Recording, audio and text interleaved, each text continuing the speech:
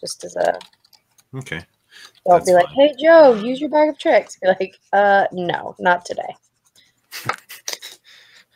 Look, everybody, it's a giant mean squirrel. Fair enough. Well, if you run out of spells today, and you roll a 1d8, I'll run your monster. And you just say where you want to throw it. I can run the creature for you. Okay. Okay. Well, I just panic, I think, a little too much about making sure that I'm doing everything correctly and efficiently. No worries. I'm slightly high maintenance that way. All right, we are live. I'm going to reload real quick here before I start saying anything real. Are we without Merrick? We are. We just talked about that. I was playing League of Legends. Nerd. He's going to try to join up, but he's somewhere where the internet is having issues. Because League of Legends is way nerdier than Dungeons and Dragons. Listen. It's a different kind of nerd. It's true. Yeah. Right. Yep. Yeah, Heath isn't going to make it. He's unable to get internet right now, so he's having some trouble. So we're going to NPC him. He's probably not going to do much. Try not to kill him. That would be sweet revenge. I still remember Wilbur. It's only been 13 years. But I will take the initiative of NPCing him enough for him to realize, hey, this troll has some spell components that I could use. And he starts digging in there with you, where you're getting those poisons. A troll? Troll. This crab. Oh, I was like, wait. Where did the troll come from? He's been trolling us the whole time. Oh. All right. So, where we left off last time, you guys had just killed this giant troll and grabbed a chest that it seemed to be guarding and got some fat loot. And Heath is trying to get on, so he may or may not make it. We're just going to have to roll with it as far as he goes. But you guys it's all you. Right now, you're deep in this dungeon. Things are pretty silent. As far as there's some dripping water. I think everything's dead. Yeah. Why don't we head back to town? Let's do it. Where's Faisal and Edwin? They're up top. Yeah, they didn't come down with you. We should probably go check on Edwin. He was all cursy and looked like he was doing better after the zombie beholder died, I think. Right, because I was going to cast a restoration and didn't need it. All right, so let's go back. All right, just move to where you want to go. And I'll move these guys to follow. Where? They're resting, snacking on your good berries. So we're heading back out? Is that right?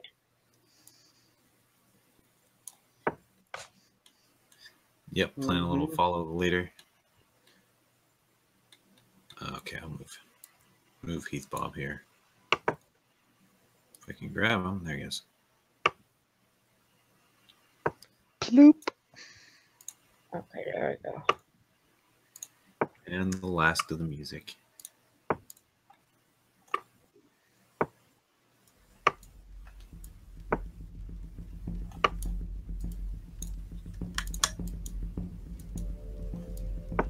Alright, out you go.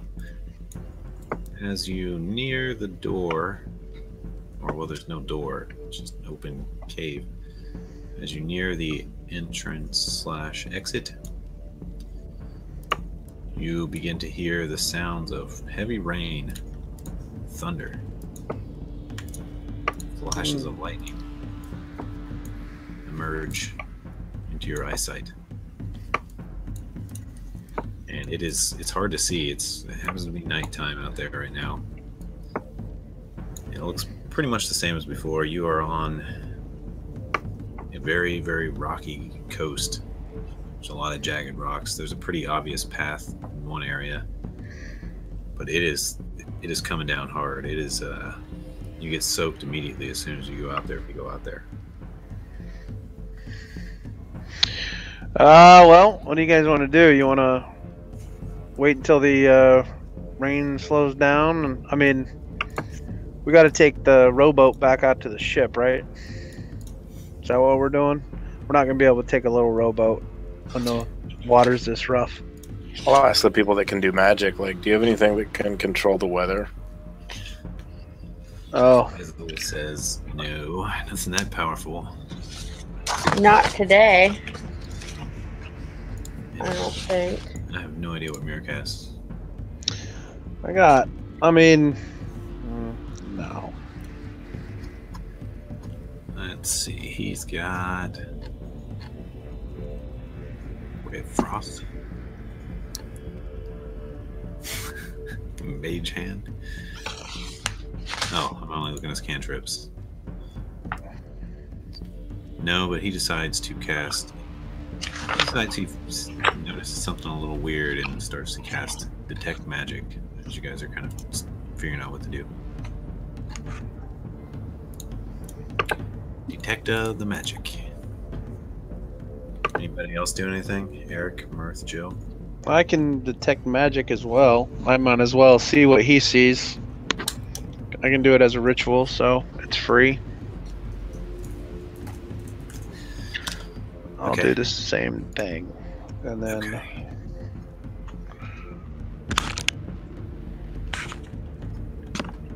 Okay, as you finish casting it, you guys both notice that there's a light aura of magic. It's almost like a path exiting out of this dungeon and out to sea.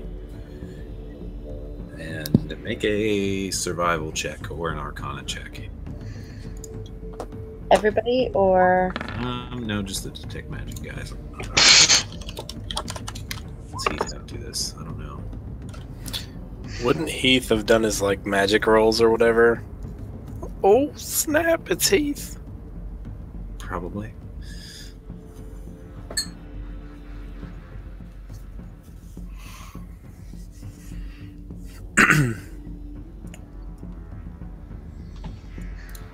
Maybe. Let's see.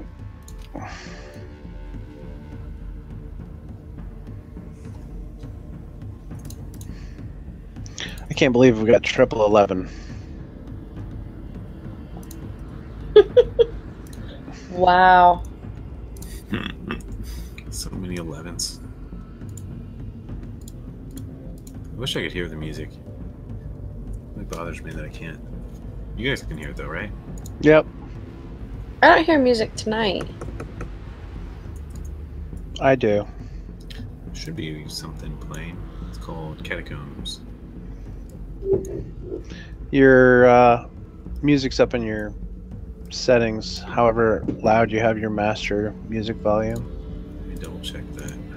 Well, I can check Mine's turned all the way up and I can hear it I think, as like background music. yeah, mine's turned all the way up, but I could hear it before last week. But I'm not using headphones this week, so that may be. It's really quiet. I had to turn my headset all the way up to the point where Chad was like licking my ear, and then I could hear it. And Matt, I think, just turned it up a little bit.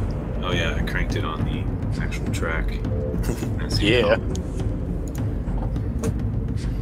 All the way up to 11. Yeah.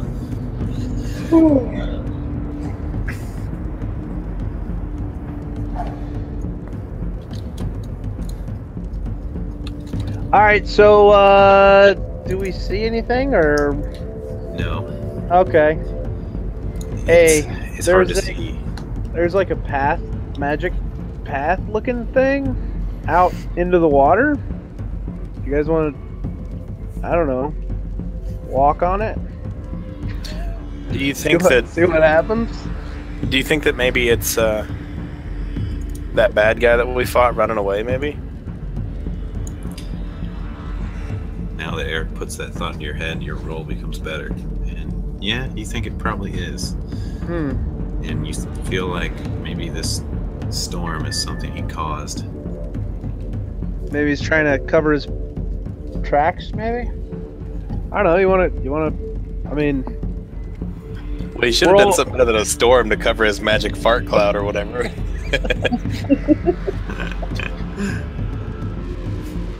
I cast Febreze. You want to follow it out? Let's follow it. Let's do it. All right. And it goes for a little while, and it goes to that area that's kind of like a, looks like it would be a makeshift dock, which you guys can kind of figure out by now it was a dock for that ghost ship that you sank in the sea. And it seems to go beyond that into the air. And it is just storming so hard. You guys are already soaked, just completely soaked, and there's lightning flashing. And it's rather dark. Okay, you can only see a few feet in front of you, so you're probably staying pretty close. And Merrick has this boat over top of him and is trying to cover everyone. He's like, walk in a line. Ugh. Is this for an umbrella? And you can help him hold it, walk under it. Yeah, I can't reach.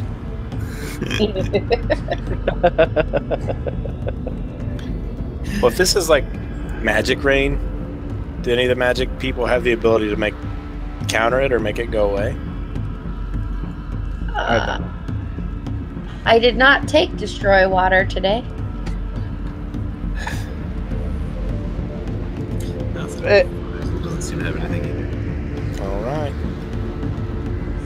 I can hit it. And Earth attacks the rain. Let's I don't know. Let's keep following this path. I mean, why not? Pretty much at the edge, you're where the ocean meets. There's a lot of there's a lot of jagged rocks in any other direction.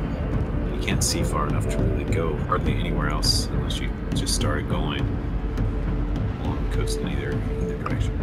Okay, so the path seems like it stops, or the path just... Yeah, it pretty much led to this dock area from that tunnel. Alright, is there any, like, buildings, or is this just like a dock? Just like a...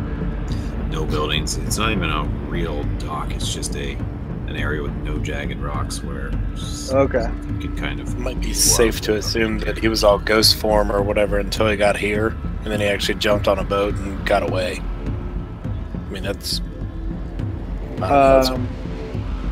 we got any sort of, like,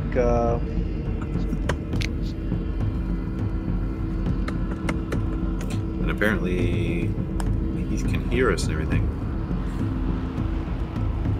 But we don't see his video. Alright.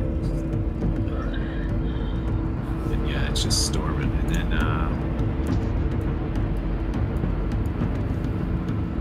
make a perception check. You want that from everybody? Yep. All you guys out there. Make one fire.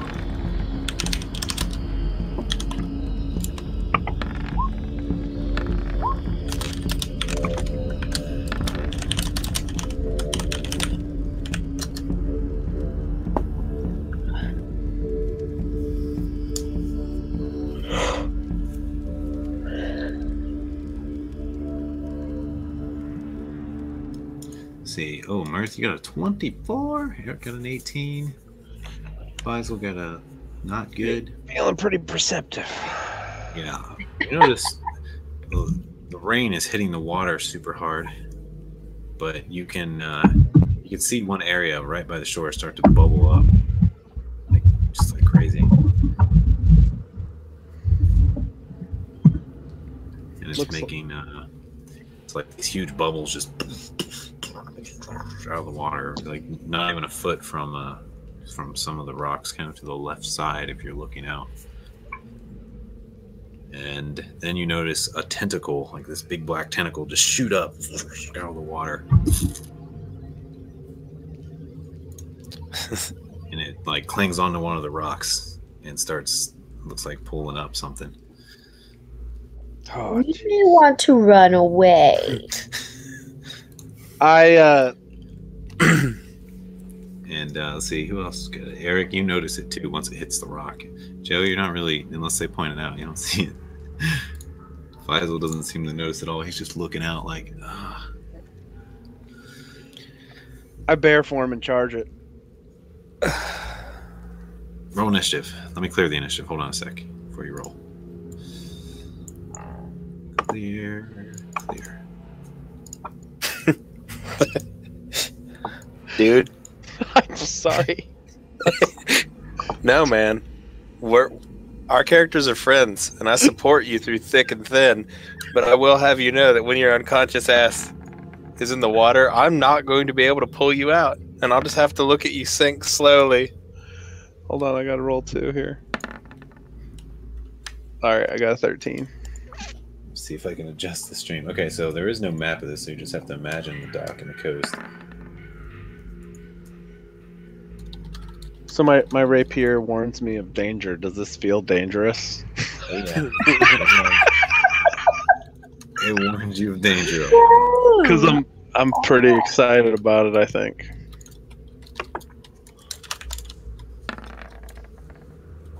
Well, thing got a 0, apparently. Oh, I did that one thing wrong. Okay, there. So I got a 6. Oh, you did ++. Cheating. Hex. You gotta change mine to a 13. Okay. Oh, I can. Huh. Nice. Okay. I gotta give a shout out to Dungeon Arts for providing this dungeon map. Whoever they are, thanks, dudes. Got to give a shout out to Piracy for acquiring this map. Thanks, Ingenuity. I'm just kidding. So he can't see the updated map, but he can see the tentacle monster. I don't see the tentacle. Are we out in the God. water now, or are we just No, you're more like you're on the on the coast. shore headed toward it, right? Okay. Yeah. You're about. The thing is, like, But we're not gonna have a map of that. No, there's no map of it. I mean, I can Okay. draw you a quick one if you like. Nah, it's. I mean, Okay. But yeah, it's Whoa. entirely necessary. There's not going to be a lot of big movement. I don't. that is an octopus. I'm Yeah, so you- glad you said it, because in my head, I'm like, Mhm. it's like an angry vagina. Real life fear is a vagina with teeth. I've had nightmares. I'm so scared. Okay, is everyone good? Everyone rolled? No, Faisal hasn't rolled. Okay, I'm gonna roll for him. That is definitely a movie. All right. I think Are we we're missing Faisal. Merrick as well? Yeah, I'll That- roll for him. that actually is a movie. What's the movie? A vagina with teeth. That's a movie. What? Isn't that called? There's a movie. Cantata? There's a movie with that. I can't remember what it's called, but it's yeah. Is it called T? I'm not sure what it's called. It's a promiscuous teenage girl sort Yeah. of thing who is feeding on young men. She's actually a monster sort of thing, but Yeah, Merrick said it's called Teeth. I did a quick Google for that's a Mhm. vagina with teeth, and it came up with the movie Teeth. from there 2000. you go. That's what it would be. I just remember the cover. I never actually saw it. I read the synopsis. A high school is student attacking. discovers. Yeah, Oh, See some more tentacles come up and a little, and it's got lots of teeth. It's like this single mouth. You don't even see eyes or anything, and it's pretty much about looks like that picture. And Mirth, you get the surprise round since you were charging to initiate combat. So go ahead and take a turn. Mm-hmm. All right, so I am going to bonus rage, and then I'm going to attack it.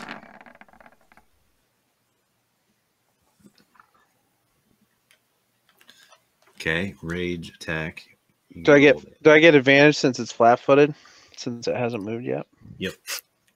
It's flat-lipped. Doesn't really have feet. Yeah, I'll give you advantage on your first attack, which looks like the bite. Hit and hit. Are you still calculating bless? Let me double check it. Yeah, let me double check it. Yep.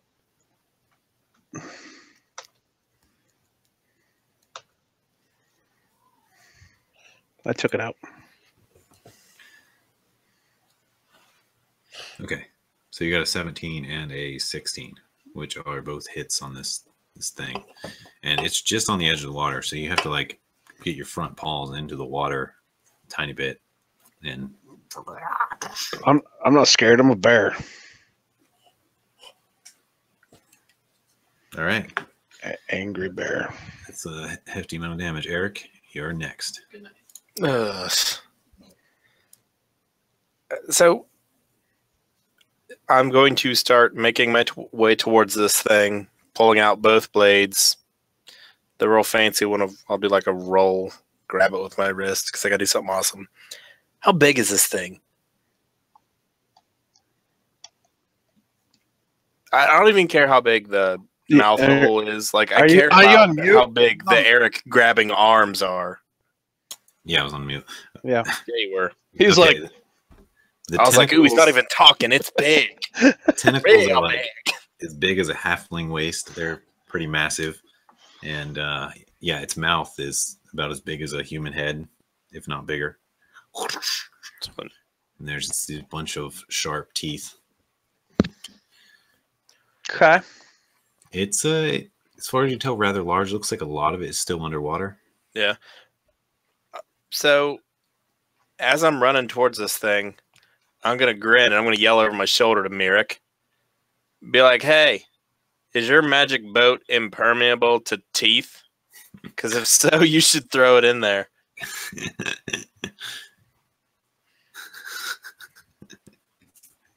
It survived a stone thing going, you know, be awesome. He's all like, and you're like, boat it, bitch.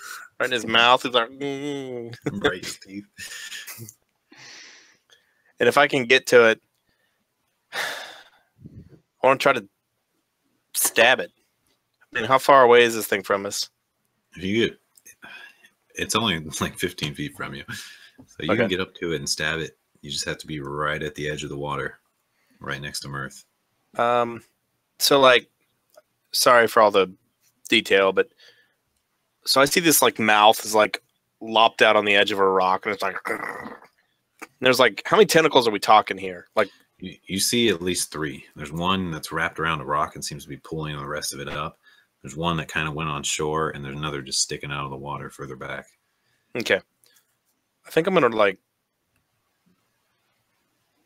run and just focus 2 attacks on one of the tentacles. Whichever one's closer to me. Preferably the one near the rocks, because it sounds like that might put me in a more advantageous position to not get water fucked. Okay. Either way, you have to get pretty close to the water. Yeah. Okay. Yeah, go ahead and make your attacks. Before I do this, actually, I'll just do it. Dagger's the first one. Do I get anything on this, like sneaks, advantages, anything? You get advantage because Mirth is also in melee with it. Okay. Which doesn't really matter because I did really bad on my attack rolls. Does a 14 hit its flopping AC? Yep, it does. Oh, wow. This thing's big. So this is just one of the mouths. No, yeah, it's always bad when like a 14 hits because you're like, oh, cool. Oh, that's bad. It didn't even care. All right, so I hit him for 11 with the first one. Okay. And then I'm going to follow up with my short sword as a bonus action. Okay, roll your to hit. Okay. That is a nat 20. That's the crit. You get to roll your sneak attack again. Okay. Wow, this is going to be a lot It's- of damage. 5. I was looking to see if I took all my That's already extra 21. stuff out, and I did. So that's a Is that 5, 21 damage? 10. Yeah, it's 21. Because it All goes right. Yeah. 5, 5, 5, 6. Yeah. You straight up lop off a tentacle. That tentacle that was pulling itself up on the rocks is severed from your little Okay. halflingness. Because, like, I would never say that my character is scared. My character is concerned. Like, this tentacle doesn't do anything, does it? It doesn't, like, get up and, like, you motherfucker. Like, this thing is scary as hell to me as a player. Like, I'm really frightened of this thing. The one that's wrapped around the rocks just starts twitching like crazy, and the other one squirts blood and retreats back under the water. And it becomes Mirth's turn. So it's under the water? Mostly. You can see its face sticking out. I'm going to jump on its face. You would have to jump into the water. I got to jump into the water? Oh, yeah, if you're going to jump on its face. Like, how deep do I got to go? You're not really sure. It looks like it's definitely a little bit of a slant, but it's probably a pretty quick I mean, is there drop-off. any of it that I can hit from where I'm standing? Yeah, you can smack its tentacle. Yeah, you can hit it from where you're standing. But if you want to jump on it physically, yeah, you got to go in the water. Well, But you can No. snap at it and claw at it. I haven't turned into anything that can swim yet, so I'm gonna go ahead and assume that I'm not really ready for that. I'm gonna hack at it from the shore here. Okay, Let's see what happens. roll your damages. You guys are tearing Oh. this thing up. I crit on my second one, The bite was a miss. The second one, however, so a Yeah, 10 it's does crit. not hit. no. Or even a 12. So that's 19 damage. 19 damage, jeez. Very Okay. nice. Anything else? I got nothing else. Okay. I got nothing else. Merrick, you're up. Can you hear us? Are you able to take control to do any spells or anything?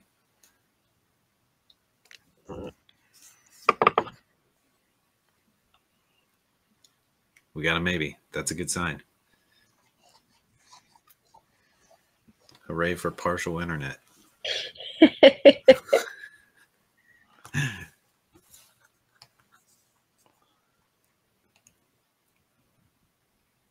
Foretelling rolls. Okay. Yeah. Do it. All right.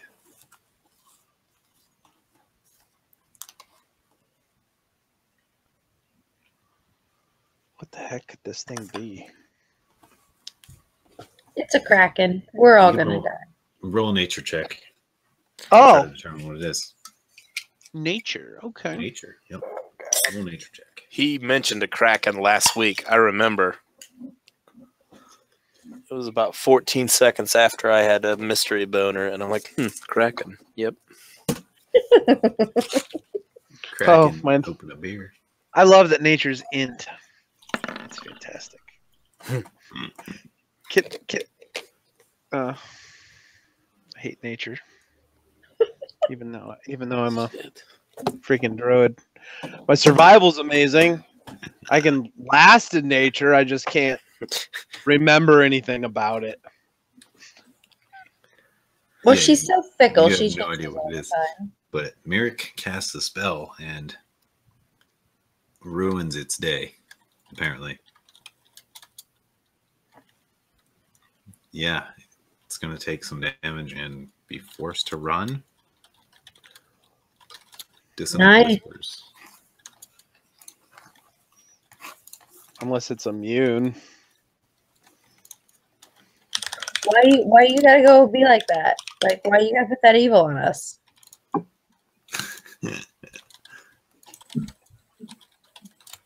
It's gonna be all like, what? I don't get scared.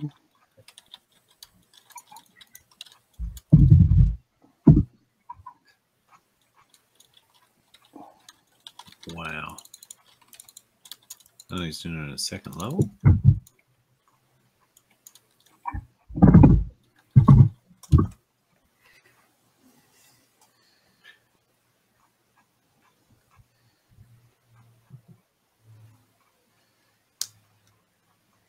So you Psychic basically damage. play bad music.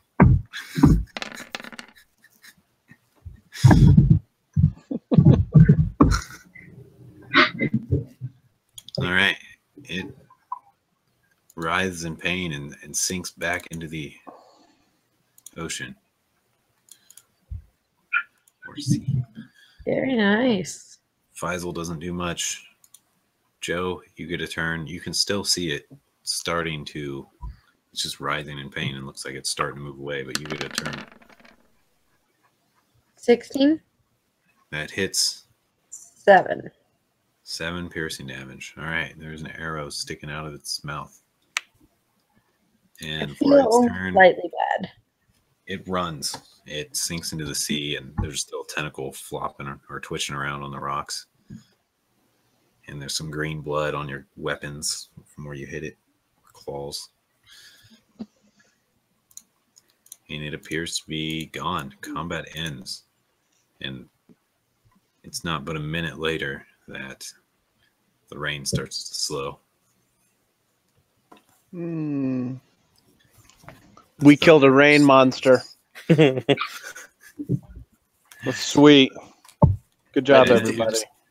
These guys got responsibilities. We killed a damn zombie that cursed a mage, and now we killed a weather monster. Yeah, I'm sure that's what it was. We weathered a storm. It makes rain and stuff. About 15 minutes later, the skies begin to clear, and it's pretty late in the evening, and the ground's soaked. You guys are soaked. But you can see way in the distance your ship just floating, and you notice that one of the masts seems to be on fire, the one on the back. Only our ship could catch on fire in the middle of a fucking downpour. And the mast is like falling over. Hey, throw your boat out there. Let's get out there. It's the mast that holds the spanker, so its spanker is burning. Uh-oh. That's my favorite part. Let's get out there. Row our boat. Okay. Merrick lowers his boat, right? You guys get out, start rowing. Okay. And eventually you get to the boat. The crew is just frantically trying to put out this fire the rest of the way or contain it. It looks like that whole rear mast has been struck by lightning, and two of the things are burning. The cloth things that I can't remember the name of. Sails. Nails. Yeah, those. Two of the sails are. So you can remember spanker, but you can't remember sail? Yeah, that's the important one to me. Okay. Like, I just had to Google spanker. I'm like, please tell me he made that up. And sadly, it's a real thing. The spanker and the poop deck, that's the only parts that are important on a boat. Bye. Whoa. All right, you guys get to it without much trouble after it clears up and back on there. And the whole crew is panicking, and they say, "Where have you guys been? We're starving out here. It's been days." And I'm gonna shoot you to the... Oh, I guess it has been a day and a half. That's a little over exaggeration, gentlemen. The first mate says, "We almost left." And the captain says, "Quiet. We'd never leave. We have our duty." Faisal says, "Well, we got what we came for." And on the duty.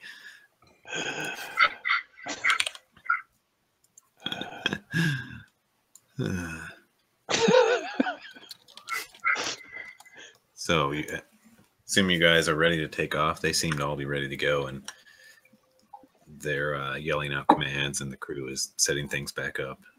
They seem to be talking of concern, Yeah, let's go find this Arkanvar.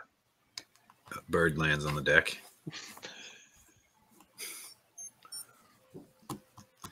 Are we got to take this guy home or what? What are we doing? We're taking that guy home.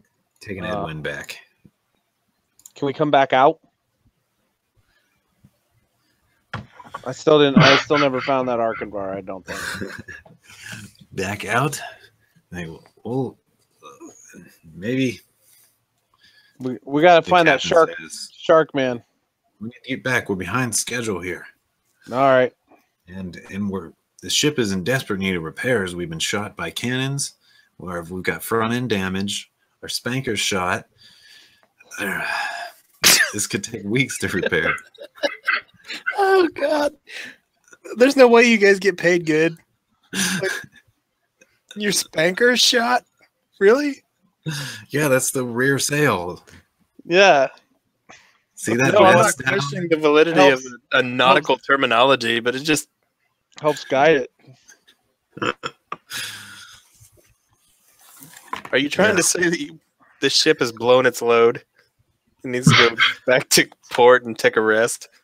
That's one way of putting it. Look, we're going to have to get the carpenters on this. We're going to take this to the repair dock. It's going to cost us hundreds, thousands of gold to get this repaired and back up to shape.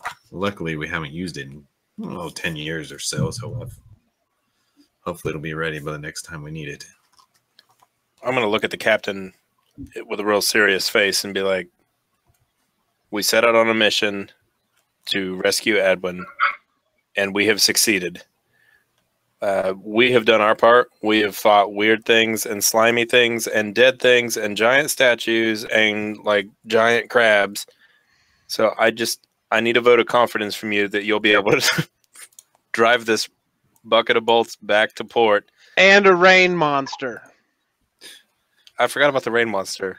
Good call. Mm-hmm. Seriously, buddy. Like, I have every ounce of me of faith in you. You can do this. And I know that there's someone on here that's probably taller than me that can run around and repair this ship. You guys can do this. Don't worry.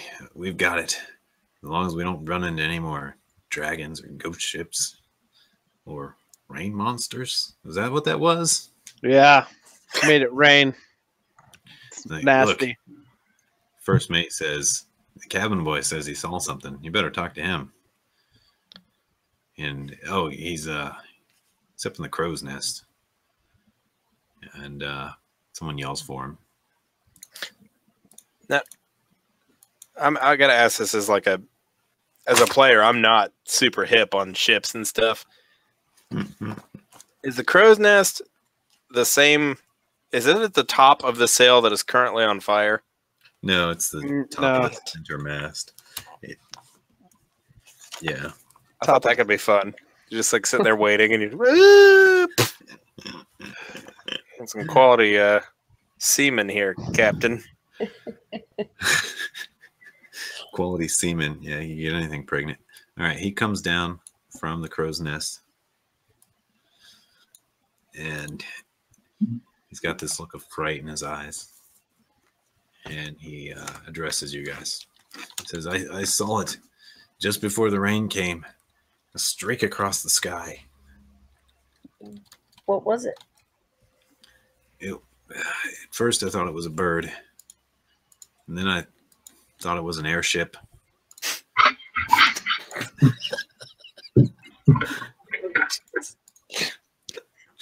Super.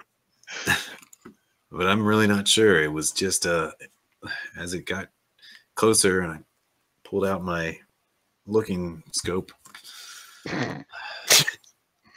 it was very high in the sky, and there was a purple trail behind it. And it was just shortly after that the rain started coming down, and that's when we lost our spanker.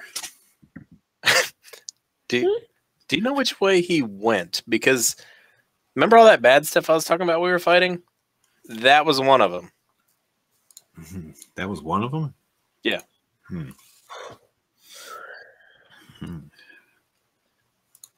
He doesn't seem to know what to say. This bird lands on Joe's shoulder. and goes, A bird? yeah, a bird is a pigeon type bird. Does it have a message? It does. Let's open the message. All right. It says, it seems to be from someone you know. It's basically the old temple leader from Westgate. He says, it says, Joe, I hope you find this well. I hope this finds you well. I found out the fucking dirty ass pigeon. Couldn't find me well, asshole. And hold on a sec.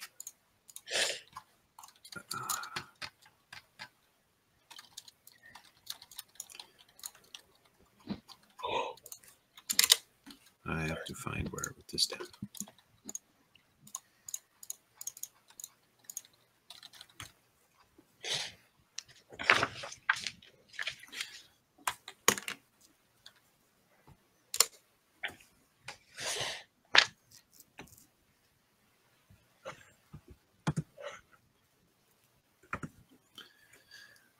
Okay, it basically says that it's from your old temple leader, who remains unnamed at this time, but he does have a name. I just don't have it made up. So I'll make it up later. Or you can make it up if you want. That's fine. But it's from where you grew up in Westgate, someone you know very well. And it mentions that they haven't seen you in a long time. And Kalen said, they said, they basically heard from Kalen, and he said he saw you in Suzail.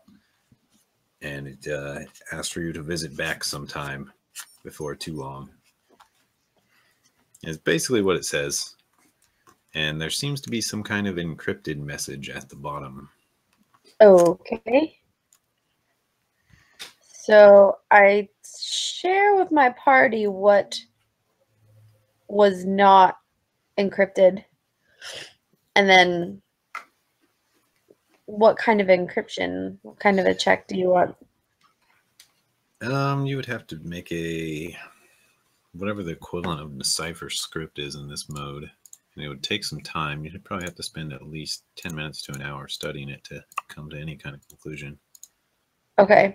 Well, while we're sailing back, I'm going to work on decrypting it. And when we're not standing with a whole bunch of people over our shoulder, once I figure out what the message is, I will tell my party. Okay. And it looks like you've acquired a new pet, as it seems to be sticking by your side until you return a message or something, or send it off. Sweet. If it poops on me, I'm going to roast it. Just so we're clear. If I roll a 1, it totally poops on you. Nope. No poop. Okay. Nope. Sorry, guys. No pigeon pot pie today. Okay. So, yeah, I'm thinking Josh is probably right with an investigation. I have investigation. I have perception. Those would be my two possible roles.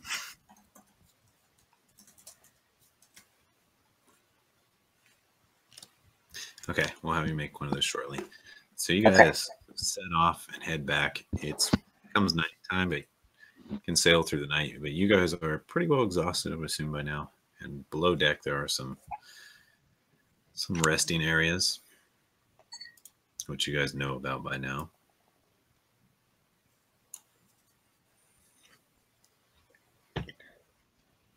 Mostly in the crew room. And the captain's room is more of a crew room, too. There's no... He only takes up a big portion of it. There's some other crew, main crew in there, like the first mate. Well, I'm going to go to bed.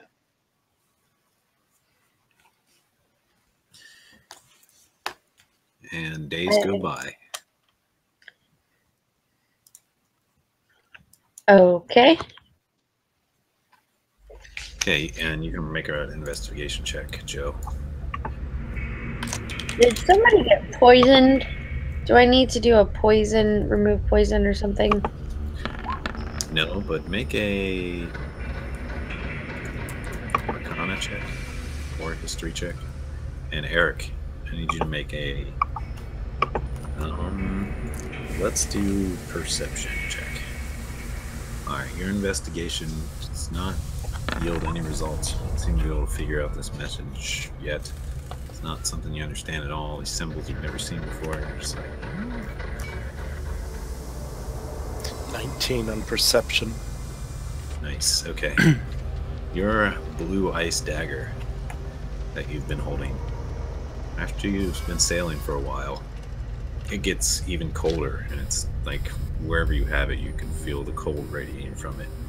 And as you pull it out, just kind of look at it as you might every once in a while with your weapons, you feel like it hurts your hand to hold it a little, and something feels off about it. What do you do?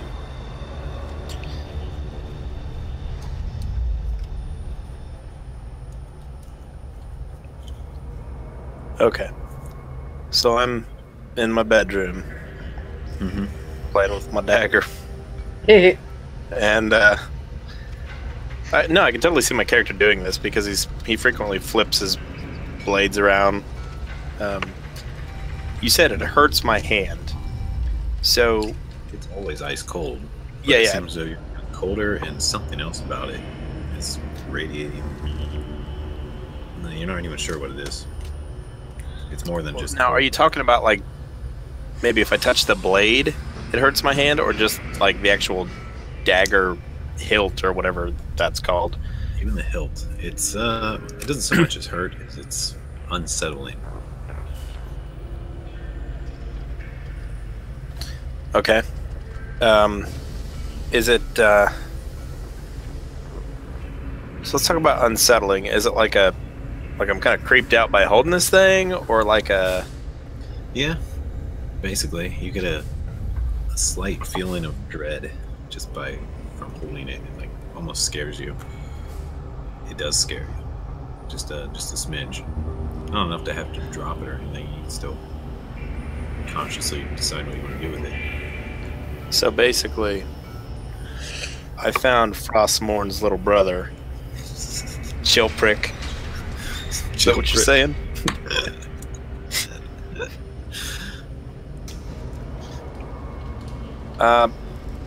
Well, I'm fairly good at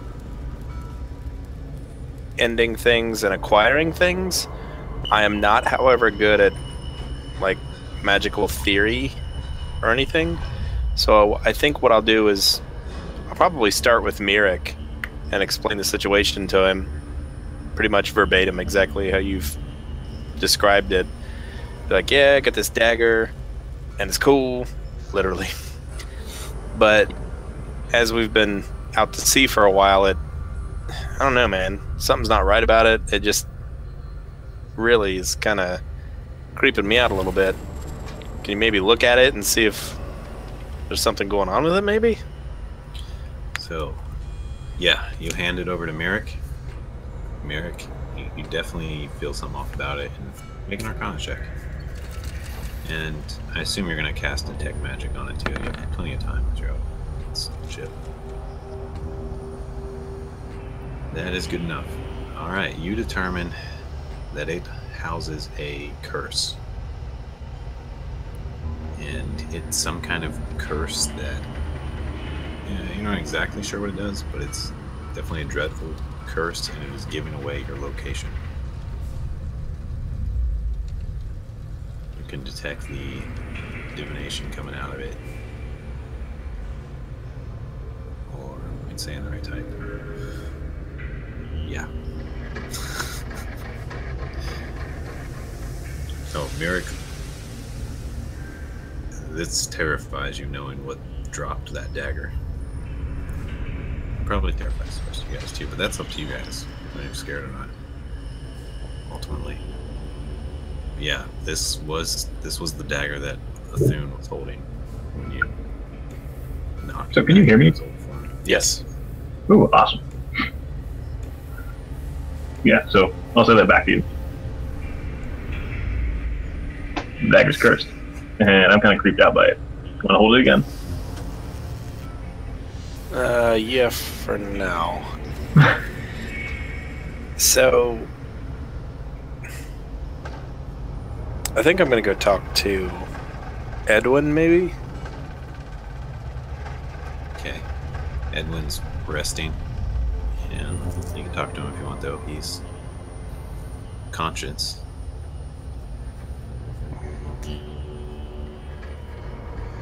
So, hi. Hello, rescuer. Oh man, you're still not feeling good? I've been drained.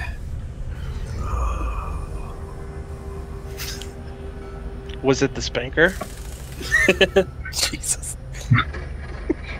That evil ship, its master, he was attempting to suck me dry. So,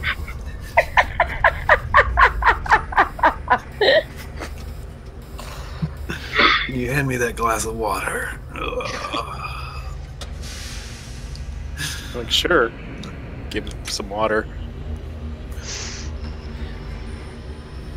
So we encountered Thune. So you got another glass here that nobody's drinking. Looks kind of old.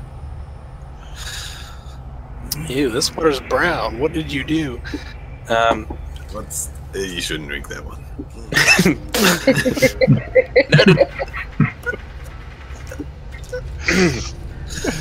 Kiss a guess. God. Well, you know, Stinky old man. I haven't been able to stand very well. Noted. All seriousness, so we found a dagger off of Thune and had Mirek look at it, and he said he thinks it's cursed and it's giving away our location to someone, and we're assuming a Thune. So he's probably coming back, maybe to finish what he started, or maybe just to get his dagger.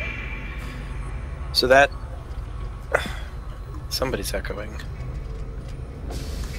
Weird. Well, do you think that we could disable the curse on this? Or would it be better to just get rid of this altogether?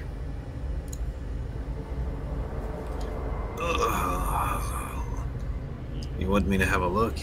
And he puts out his hand and says, "Let me see." And he kind of rolls up into a sitting position and looks at it.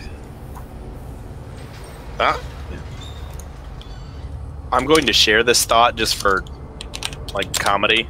I'm not actually going to do anything, my character, but, like, in my head, I'm like, you know, I really hope this dagger doesn't fucking kill this guy. Like, hand him the dagger cautiously. Okay. He's not really too sure. He realizes it's very cold, and he doesn't seem to particularly enjoy holding it. But he gives it back rather quickly and says, "I'm not sure, but if you were powerful enough to rescue me, you should probably decide what to do with it." I'll, Make an int check. okay.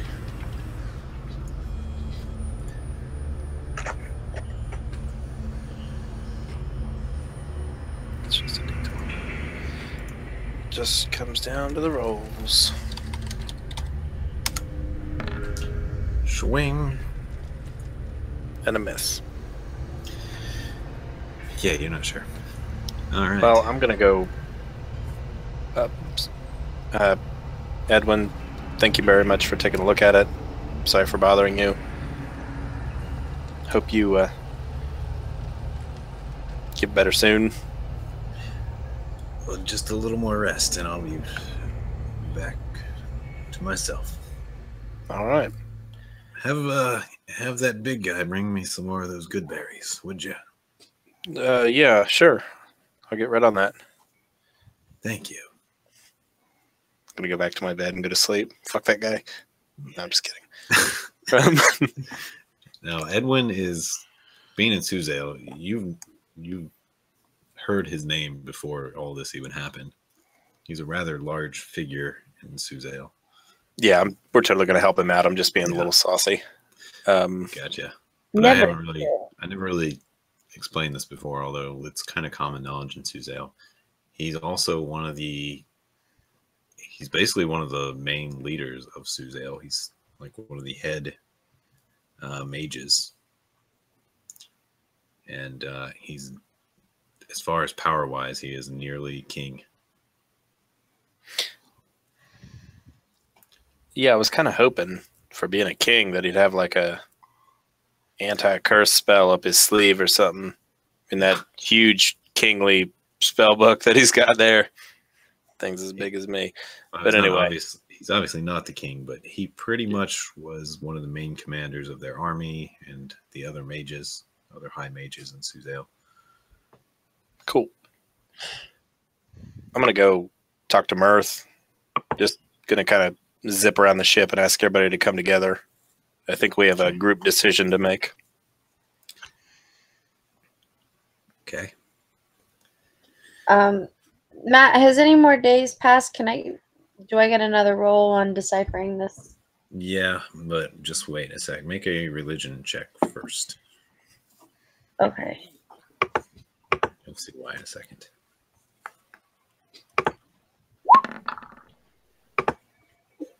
18. That's pretty good. All right. This you notice that Eric's been running around asking people about this dagger, and you kind of get the idea that maybe a cleric could remove the curse. Oh. Okay. Where are we going to find a cleric? But you guys are all together. 3rd level spell. Sorry, guys. Not me.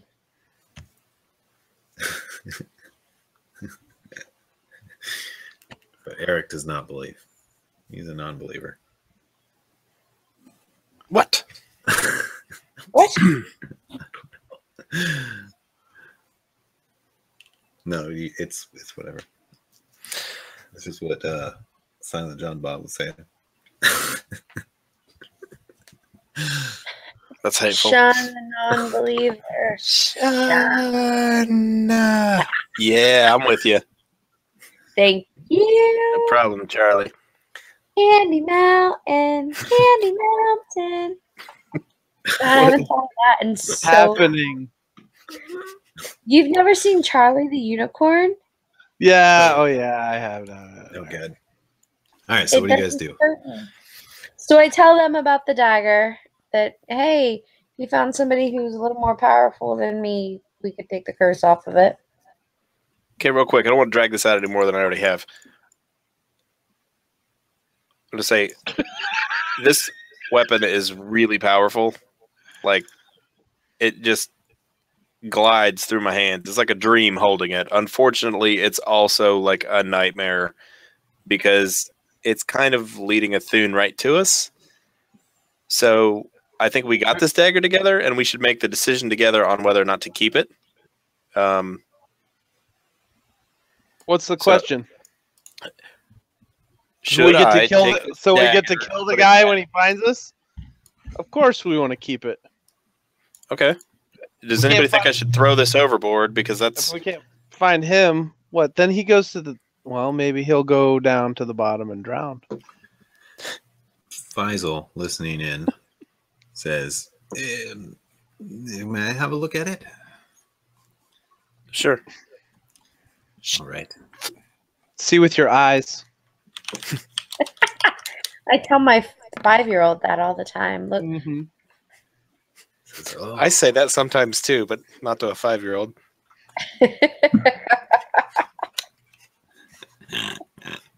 He seems very interested in it. He says, so this will lead him right to us, you say? And he kind of smiles a little. It's kind of the assumption. Smirk. And we don't... Why are you smirking? That's weird.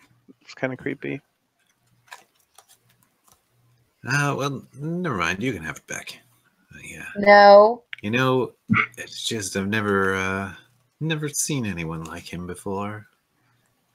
The old one would be proud if I could maybe harness some of that power.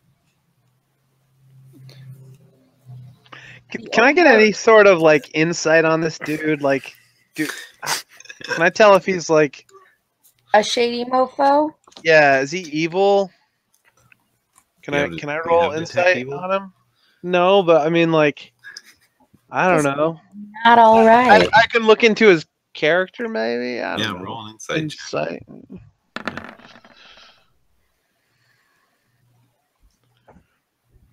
That's pretty decent. Yeah, it is. He's definitely a shady bastard. Mm. But he comes from royalty. Mm. You know that if you pushed him overboard or something, that it wouldn't look good on you. But yeah, you detect a lot of shadiness from him. He hasn't really done anything directly harmful, obviously, but something about him, you don't understand his motives fully. You think that he could be more or less evil. Well, he did help us find the guy, so he says, "Well, see, you're eyeing me. Is there something you want to ask me?"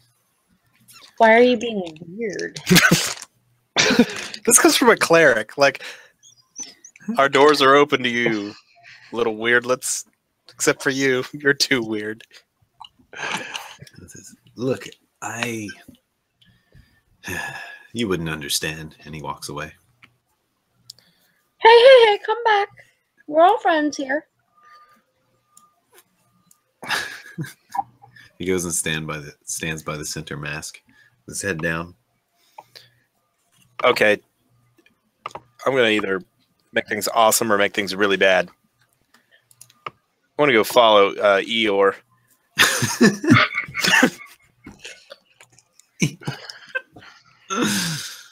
And with a really serious face, I'm where's my token? I'm gonna say, hey man, I get it. Like, I'm used to kind of not being part of the crowd either. You ever want to talk to somebody who's kind of used to being a loner? You know, I'm here, man. I get it. You did happen to mention something about this dagger that you're very interested in it. Like, anything you want to open up about that? Like, you know, just between us loners. Look, I don't want to get anybody hurt, but I'd like to seek him out again. I think you and I have similar motives there. There's nothing that I would enjoy more than putting this dagger right where it belongs, right in that guy's neck. Oh, no, you misunderstand. I don't want to hurt him. I want to learn from him. Does he have to be alive for you to learn from him? Probably. I need to talk with him. I need to get him on my side. Well, what's your side? I mean, am I on your side? I think so. You helped rescue my uncle. Yeah. So you must be. I'm not like the rest of my family. I had a brother once, an older brother. He was to inherit all the fortune of House Clarist. And now it comes down to me. All this on my shoulders. I don't want it. Oh, that's weird.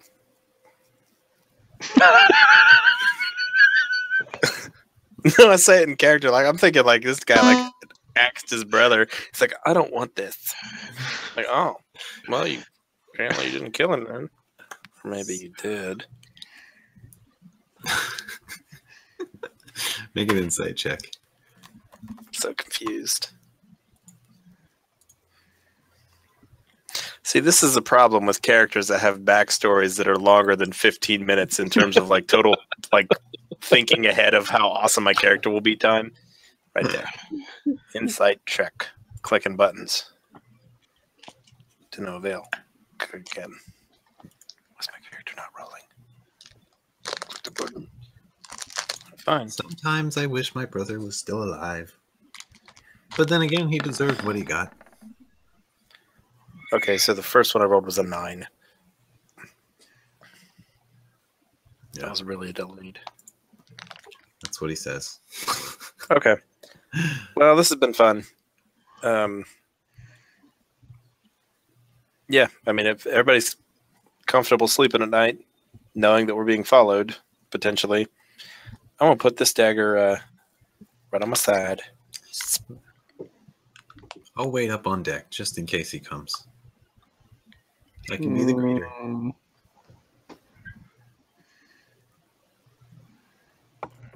So what is it about this guy that you want to know? Like, do you want to be all gaseous and able to like float through walls and stuff? Yeah, that would be neat. But Well, no, couldn't Edmund teach you that? Like, he's a big important mage. I didn't quite understand that kind of magic. I have my own methods. And I'm being taught by someone else. Someone more powerful than Edwin. But I think this Athun person, he could lead me in the right direction. Just gotta find a way to get away from my family. If they would just leave me alone, I could go, do all this on my own. Or maybe join an adventuring party like you guys. Well, I mean, we all have the ability to make our own choices. I suppose I'll think on it. You're a very kind little guy. Well, thanks, mate. He walks over to the upper deck, starts just looking out to sea. I'm like, yep, he's going to go crazy.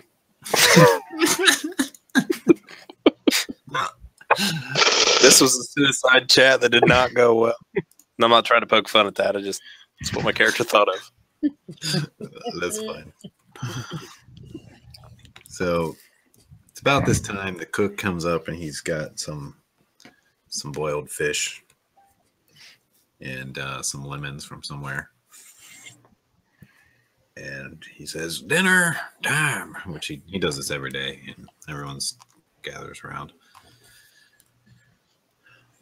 And the day passes. Joe, you can make another investigation check if you want.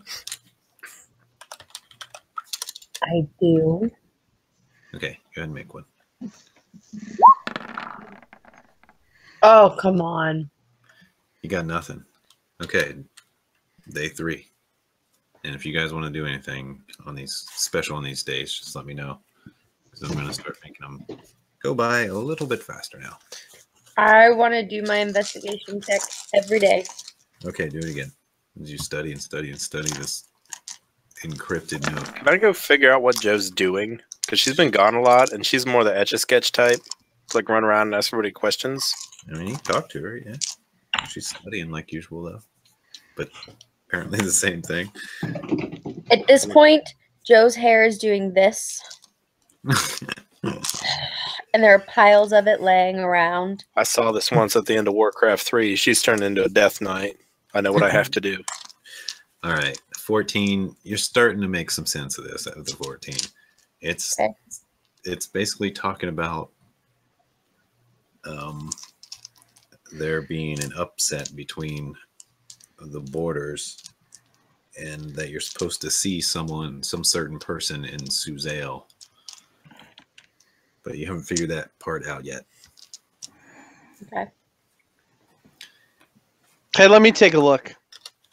Day 4. Okay.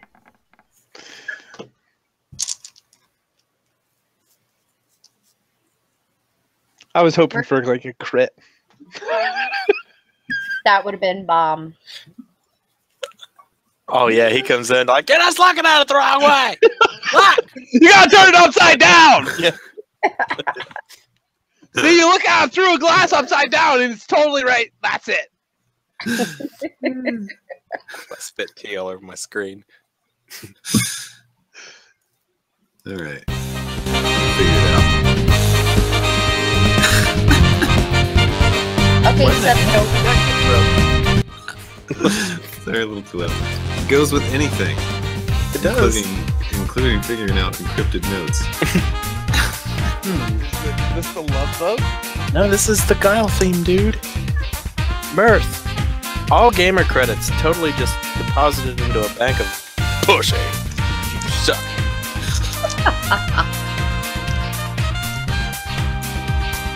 okay, so Mirth got a 16. Does that tell us?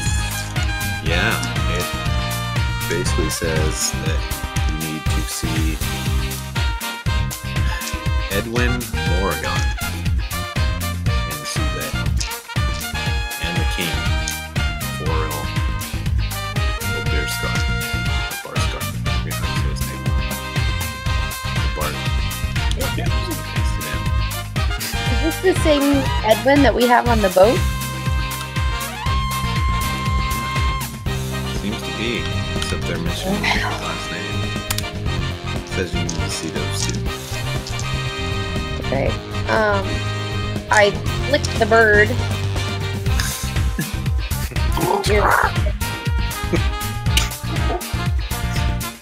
And I go and sit and have a chat with Edwin. Okay. This is a great time because the perfect music is playing.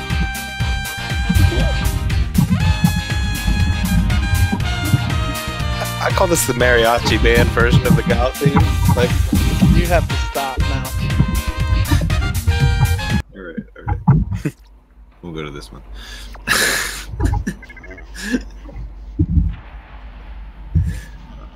Yeah. It's the only version I could find on SoundCloud was the cover, and that was the best one. Alright, so you gonna talk to Edwin? What do you say, Edwin? Hmm? What? You go talk to Edwin? Yes. Okay, he's resting, but he seems more awake. He's been walking around the ship some these last few days. And he says, "Oh, hello, dear cleric." Hello, Lord Magister. How did you know I was a Lord Magister? Well, I got this note. See? This note? Yeah, from a pigeon, and what? I kind of tell him the gist of the note that I'm supposed to come and see him about some kind of border dispute.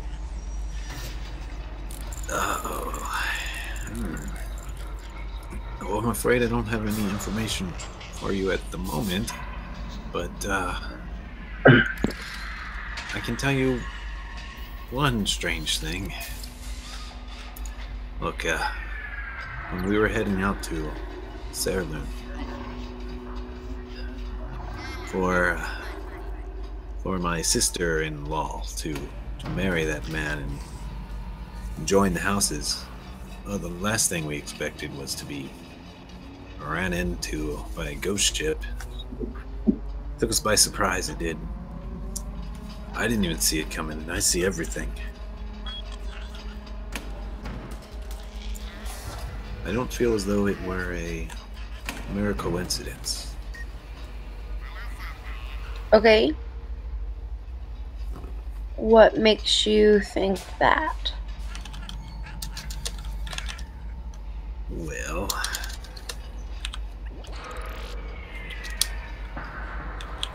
I'm not really sure. But he didn't seem to want to kill me. He killed everyone else. But not me. They just wanted to capture me. They were trying to get something out of me. Not by asking. They were trying to suck it out of me. Suck it out of you how? My mind is not the same. And I don't know if it'll ever recover. It's like he was absorbing my thoughts. Not just absorbing, but stealing. He wanted something. Something that I knew before. But I can't remember what. Okay. How did he, so did he make you think things? So did he ask you questions about something in particular? No questions. They just took me. I'm just... There were no questions. So were they sucking the things out of you? He was using some kind of magic. He had me hooked up to this device for a while. And then after that, he locked me in his room for days and haunted me with sounds and would squeeze me with some kind of ghostly power. And I could just feel my sanity going away. I don't know how much longer I would have lasted. Matt, can I get some kind of a roll to know if I've heard of anything like this? Yeah, I'll make a history roll.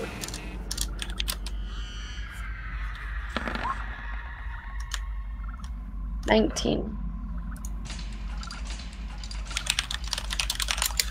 19. Okay.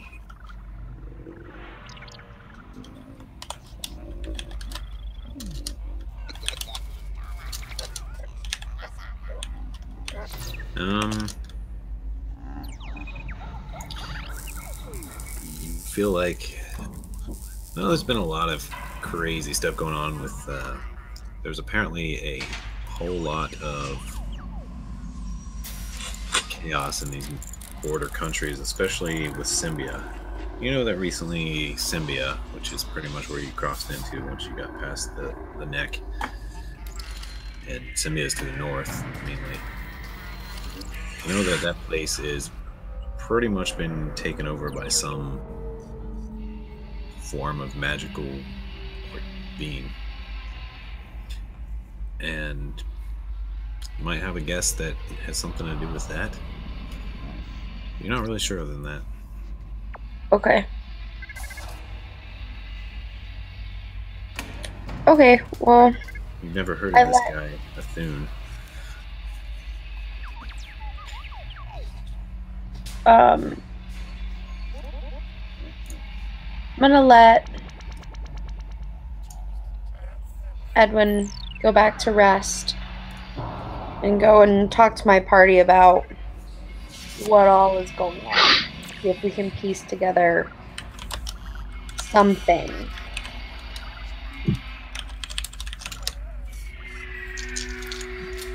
Okay. Days go by, and you can talk to them. Okay. I mean, okay. Cynthia doesn't remember. Did we fight this Ethune guy? Or he was just gone? That was the deathly necro thingy in that room with the carpet. The flaming skull that we just fucked up. It was all like, ah, and we're like, shut the fuck up. And he was all like, ah. Remember? Mm-hmm. I do now. I remember Flaming Skull. It was exactly like that too.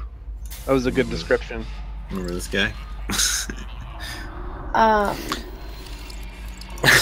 He's got skulls for balls. That's pretty awesome. Maybe this guy. Yeah, he's the one. Okay, I'm wondering, and I want to make sure that this conversation is not being had in a way that we're being overheard by Faisal. I'm wondering who Faisal is training with and if he sold Edwin out for something.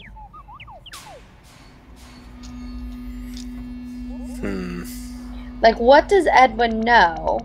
And I mean, he's a magister, so he knows a lot of things. But what does he know? And is there any way we can talk him back around to figure out how they were getting these thoughts, what kind of thoughts they were taking? Like, what is it that they're looking for?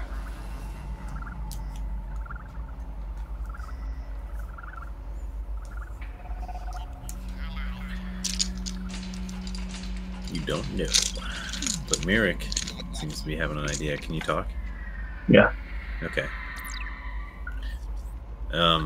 So yeah, you think that whatever it is a little too powerful for the bag of holding to stop it. No. It might shorten its range though. Okay. Head over to Eric and mention that. Although I think he's off dealing with some bladder issues. No, he's back. Oh, cool. Yeah, you can't see our video. I don't think. Oops, nope.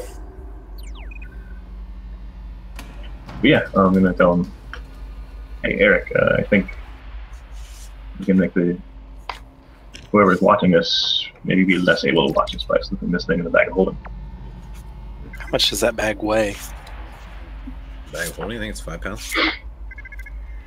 It's like always 5 pounds. Yep. Back at Merrick. Would you mind if I carry the bag then? Because without weapons, I don't really do anything. Sure. It is full of gold and other fat loot. How long would it take to get the dagger out of there? If we got into combat. Not too long if you left it on top. Not one of those things about a bag of holding. When you reach in, you instantly grab what you're looking for. Like, you don't have to dig. I don't know. I think that's the way it was in like 3.5 anyway. I know that's how it is with Heward's have sack thing, but he has a sack. I don't know. All right. Here, let's test it.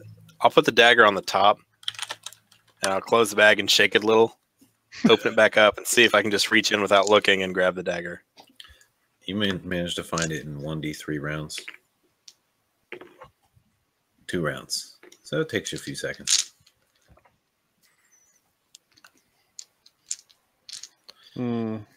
That's not good.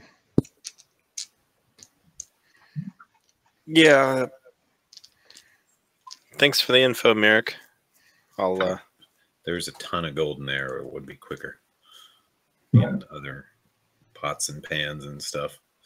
Right on. But yeah, well, you can probably even find it faster because it's so cold. You can just go towards the cold immediately. But yeah, it's definitely not an instant type thing for this particular bag. Okay.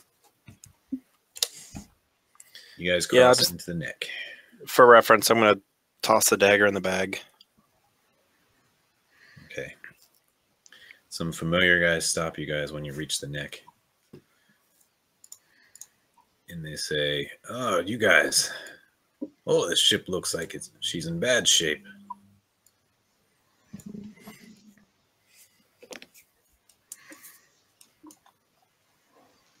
Okay. Yep. Been a little rough sailing.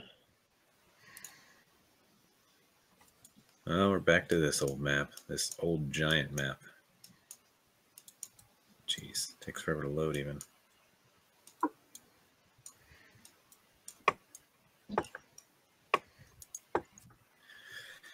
And he says, well, you just missed it. That guy you asked about a couple weeks ago, he came through not just but a day ago. Scratch. You know which way he was headed? Which way he was headed? Same direction as you. We asked him where he was going, but he was pretty elusive. He wouldn't really say. He said, well, what were his words? Oh, just doing business. I'll be making a few stops, I think he said. Looked like he had a new crew.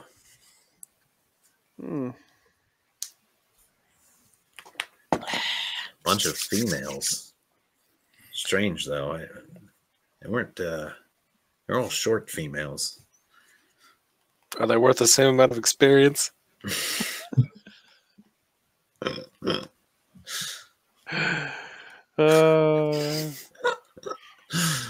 For you, they are.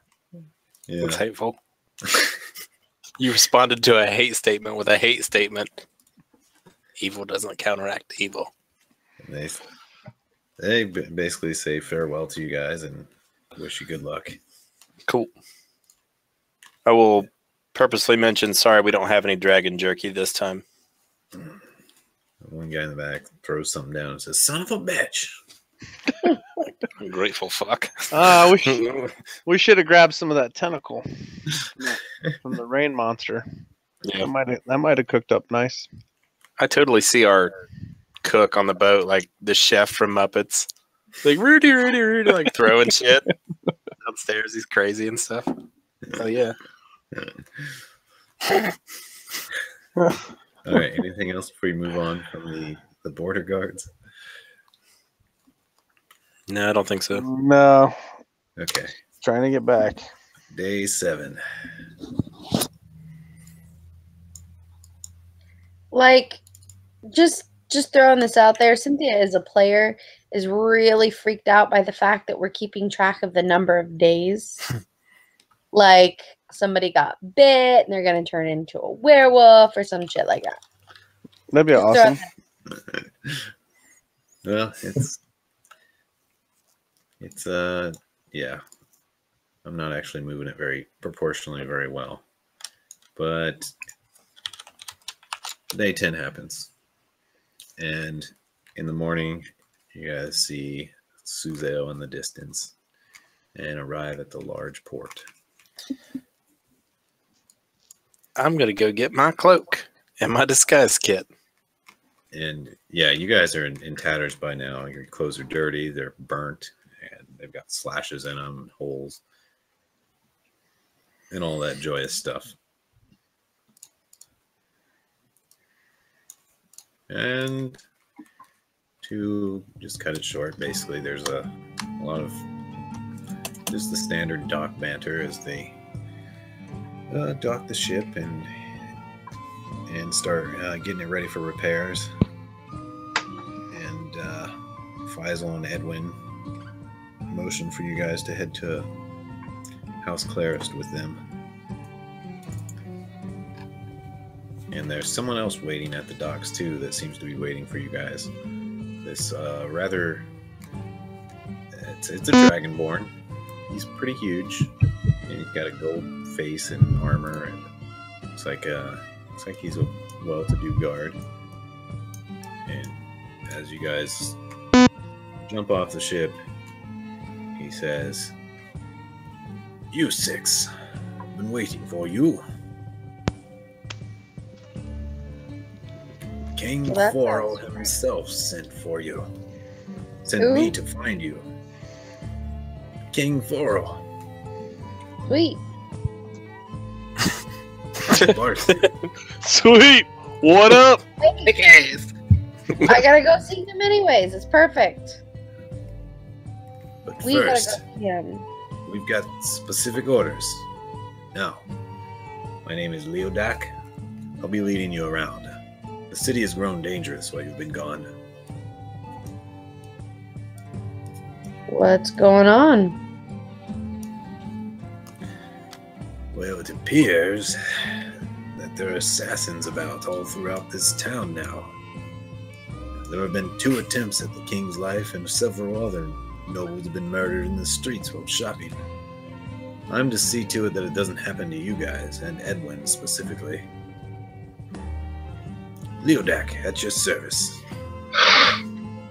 All right, So does Leo. this guy look familiar? Was he like the guy that was punching the guy on the ground earlier? No, he wasn't that one.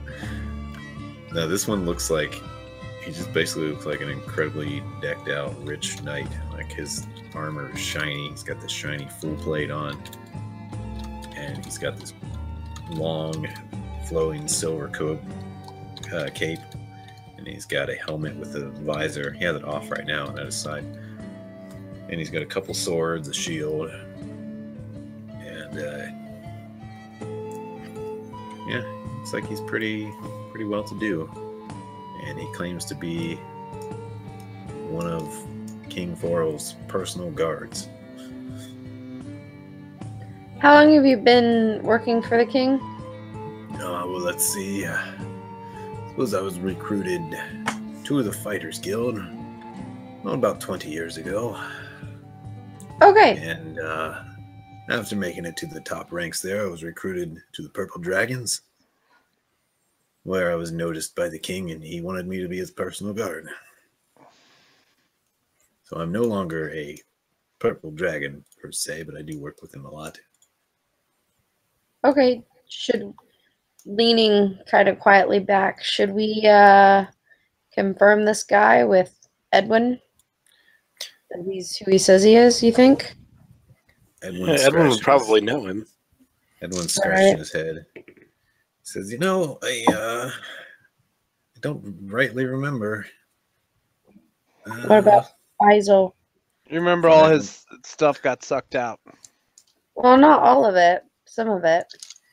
Yeah, the annoying old useless parts, those are still there. Yeah. True. Oh, yeah, sorry. I need to zoom out on this map. I think my stream connection... No, it's still gone. All right. Yeah, give me a sec. I'll do it. This map is giant. Mm-hmm. All right, Faisal says, oh, yeah, Leodak. I've seen you around, though you've never taken the time to speak with me. Leo, he seems to ignore him. Leodak pretty much ignores him. Shut up, Eeyore.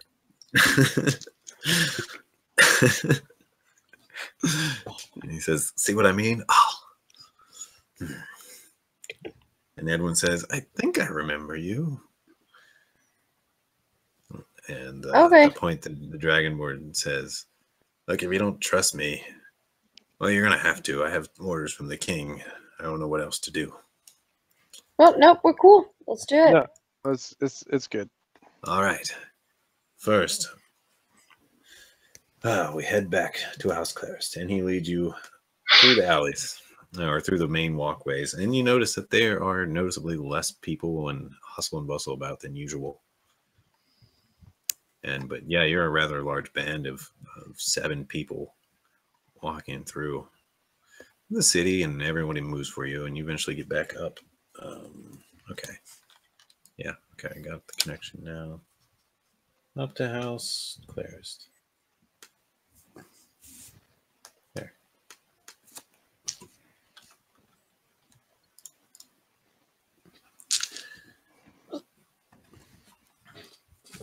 And you, Bonk, Felissa, and some others are there. And they are rather happy to see you guys returning safe, along with their son.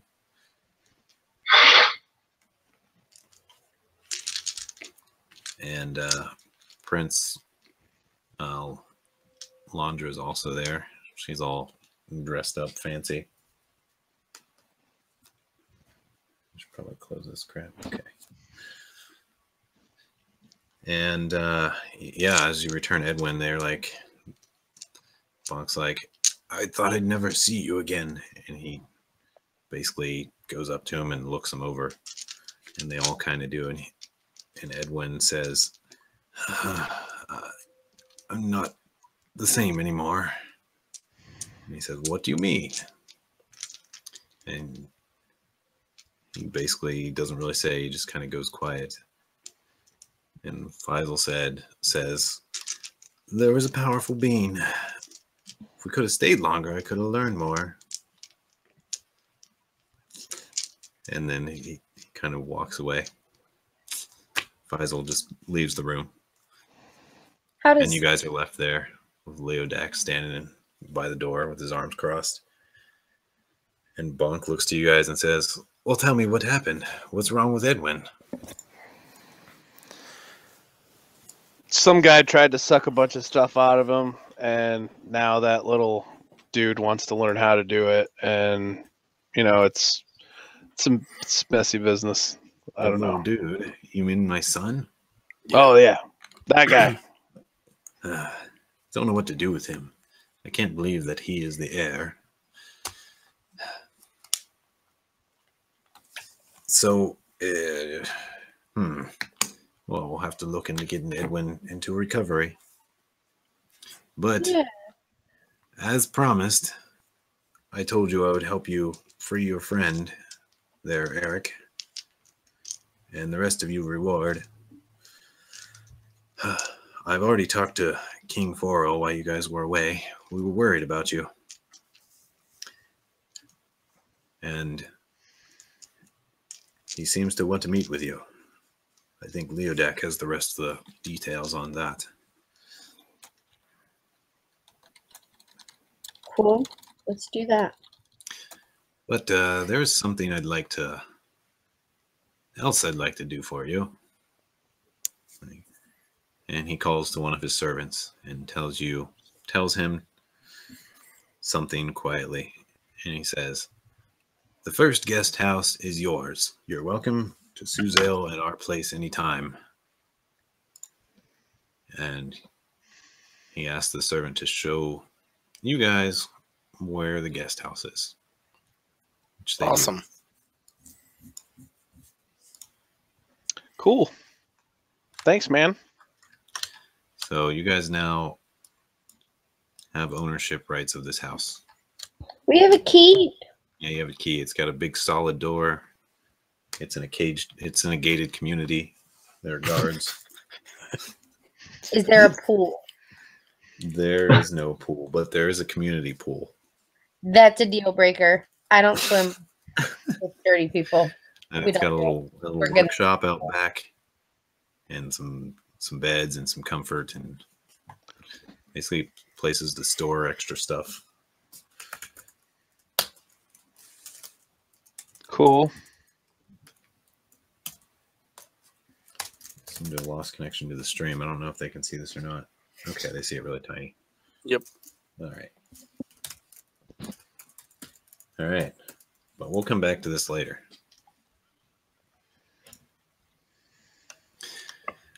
All right. The Leodak is with you Matt. guys. I have no idea what you've done, but you've created like a window effect. Whoa. Oh, nice. Oh, I'll fix that in a sec. I want to like get my nipple out and see how many of them I can see.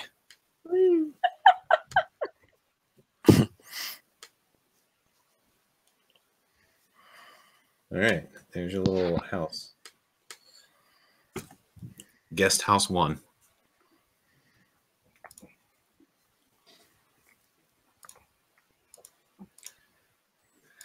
Leodak kind of stands in the doorway, and he says, "Well, tomorrow night there will be a banquet.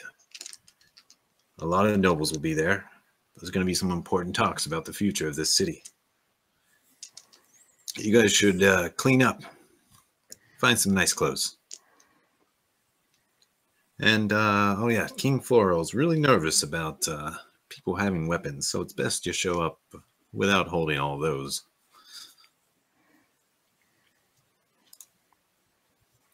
And he says, "I'll come fetch you tomorrow evening."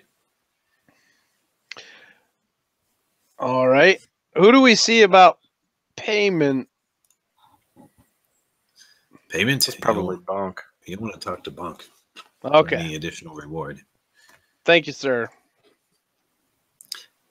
If you need me, I'll be stationed outside the castle. I usually guard the gate when I'm not attending the king personally. What about Edwin? I'm not sure what to make of Edwin.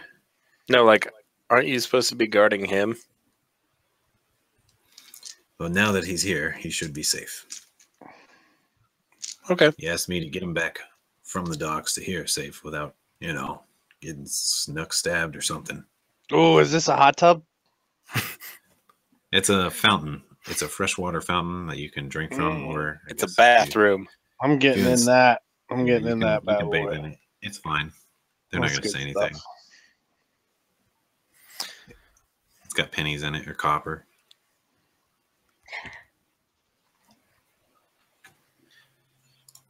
All right. And Has Leodak left? he's about to. He's basically checking with you guys, seeing if you need any last things before Nope. he leaves. Kind of bow nobly. Okay. Thank him for the escort. And as soon as he leaves, I'm like, yeah, I'm totally. We're going to take his bag of holding with all of our weapons. Like, I am not going in anywhere without my blades. Guy's crazy. How am I going to cut my steak if I don't have my weapons? This is an idiot. Oh. Just to empty out the bag of holding in one of the chests, and then put your knife in it. Well, And I don't need weapons. I'm good. I I call this room. I call this one. This one's mine. Yeah, you guys calling rooms? Yeah. And there's also weapon racks right there. Each Nice. room's got a weapon rack. I'm gonna put my stupid club on it.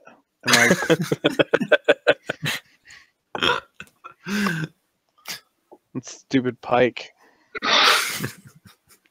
No, I'm gonna go sell that. Can I go sell that? Can I go into?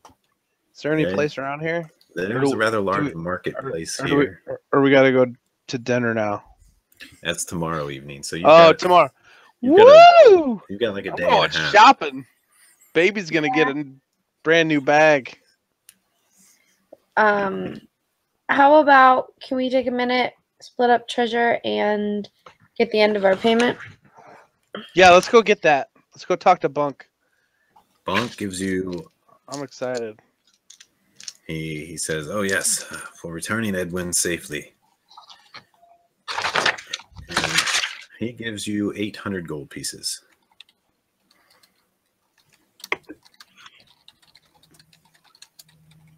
And he says, "And the guest house is yours until you abandon it. It is all yours." Hey, you gave them a bunch of fancy stuff to go on this mission. I never got anything because I was sick. I'm sorry, I have no more to give at this time. But let me check with one of our hunters. Hey, you got half of my fancy stuff there, Mr. Mirth. I walked out with 2 potions. Half of your fancy That's a bear stuff. belly. Yeah, Hey, you got a bag that makes animals. that was part of the treasure. You gave me that. I know. I paid you back for your potion. I'm not worried about that, but you're growling over here like you think that... Meanwhile, What am I gonna do with money? I'm gonna look at Mirth and I'm gonna be like, we can use money to buy lots of really cool things, and we have a lot of money. So if you'll give me a moment, I'll pass it out. Ooh, Cool. Okay. And yeah, all those gems you have, I think most of them are considered 50 gold pieces pretty much. They're worth 50 gold, except for the poor ones are worth 10 gold each.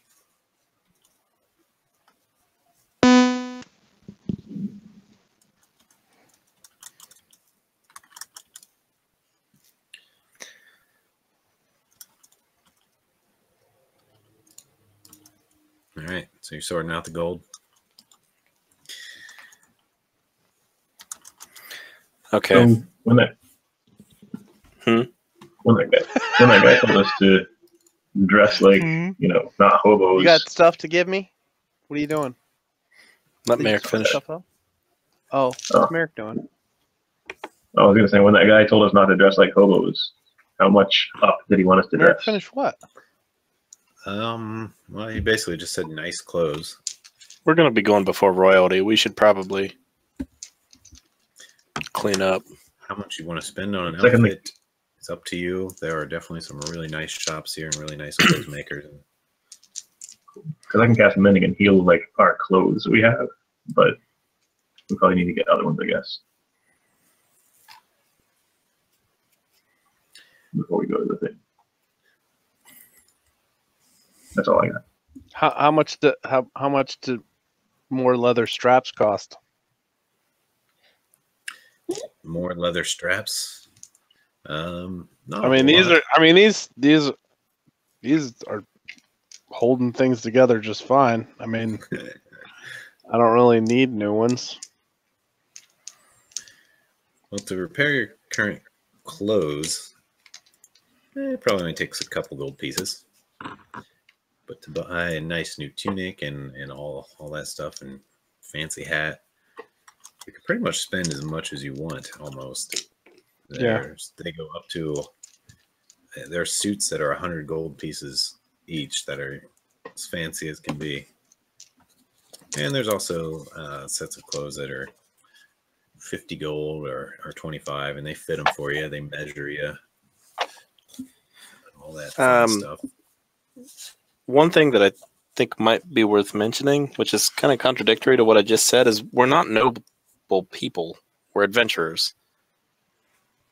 So, I mean, I don't plan on spending a ton on clothing that will make it to where I can't do what I'm good at. Sneaking around, killing people.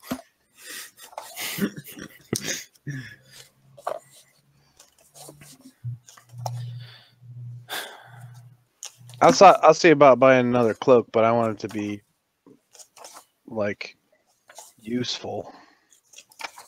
I'm not wasting money on Yeah, dude, just buy something magic. It'll look awesome. Fancy crap.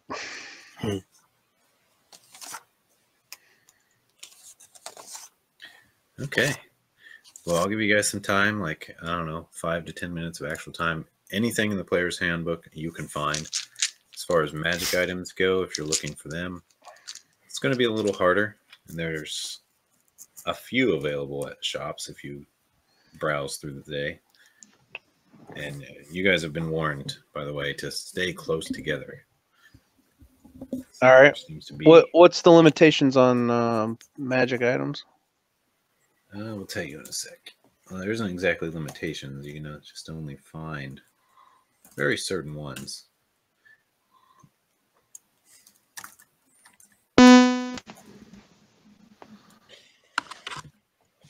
So, yeah, there's everything in the player's handbook, plus a little bit more. Some of the bigger items that might be in the DM guide or on other charts, but aren't magical, you probably can find. And I'll tell you.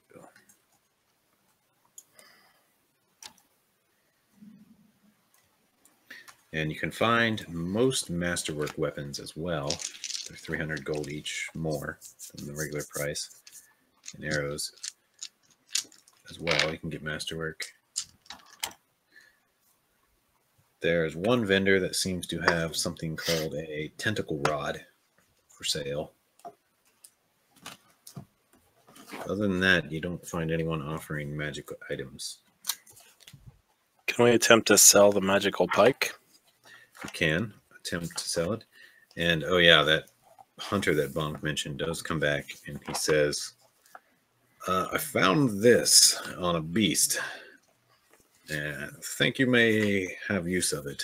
And he hands it to you, Mirth. It's an amulet of a claw. It looks like you wear. All right. And I'll put it on. Okay. Don't wear it until you want to go nuts, because you rage endlessly while it's on. Like, oh crap.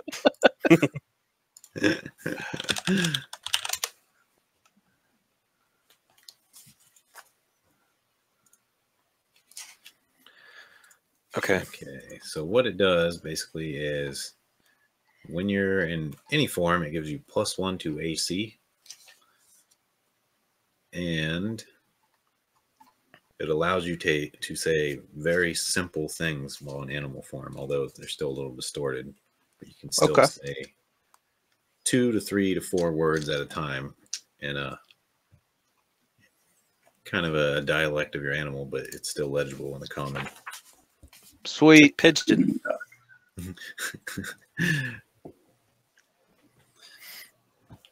So I don't have a name for it. You can call it the whatever you want. Okay. But yeah, you call it the tooth and claw, man. Like it's the whatever you want. Yep. Yeah. The hunter didn't have a name for it. He just said he found it, basically. Found this on a dead beast. Yep. +1. It's Mirth's Claw is what it is. That's the name of it. Okay. Let's go around the table. We'll start with Eric. How much money do we have? I just did a little bit of estimating. I took all the party loot money and gems out, except for the black gem, Merrick. You still have that? It's roughly 425 gold each. 425 each? That's not very much, is it? I thought we got no, that was something else. What about all the gems? That includes the gems, dude. I came up with about 1,700 gold. because there were a lot of gems. 25. But yeah, I guess the gold didn't come in that big of chunks. It was like 100 and 200 there, here and there.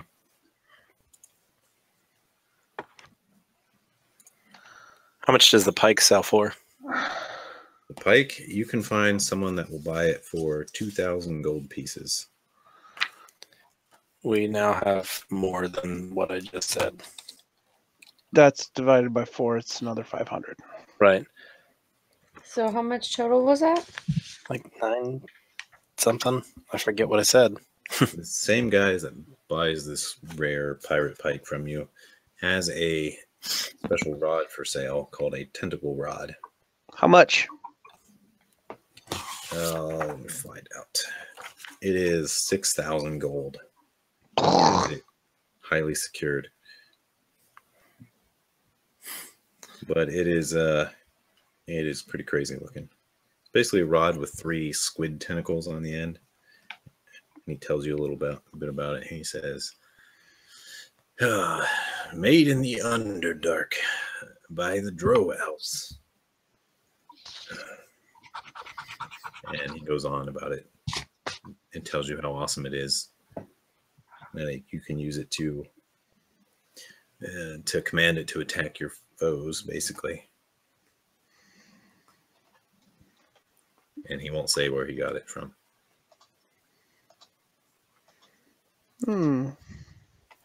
What does this place look like? This is one of the nicer shops. It's basically got a large front room and a couple side rooms, and he's got a few, you can tell, hired guards that sit in there. And it's basically like an emporium. There's a lot of odds and ends and a lot of rather nice stuff. Okay. And he has a bunch of potions and alchemist stuff behind the table. Seems to be mostly odds and ends stuff. So there aren't really any weapons. Unless there's some kind of special odd weapon or decorative weapon. Are there any windows on the walls? Yeah, there are a few windows. Got any strength potions? Strength potions? No strength potions. All right. What's the roof made of? You're not sure. It looks like wood. Actually, Mirth, make a gather info or investigation check. You're gonna ask around for strength potions. Oh yeah, I said we were gonna go around. Okay. Yeah, you managed to find one of the basic strength potions for sale. Let's say he has one. Potion of strength. Okay, Eric, I'm sorry, you can finish up. You were checking the stuff?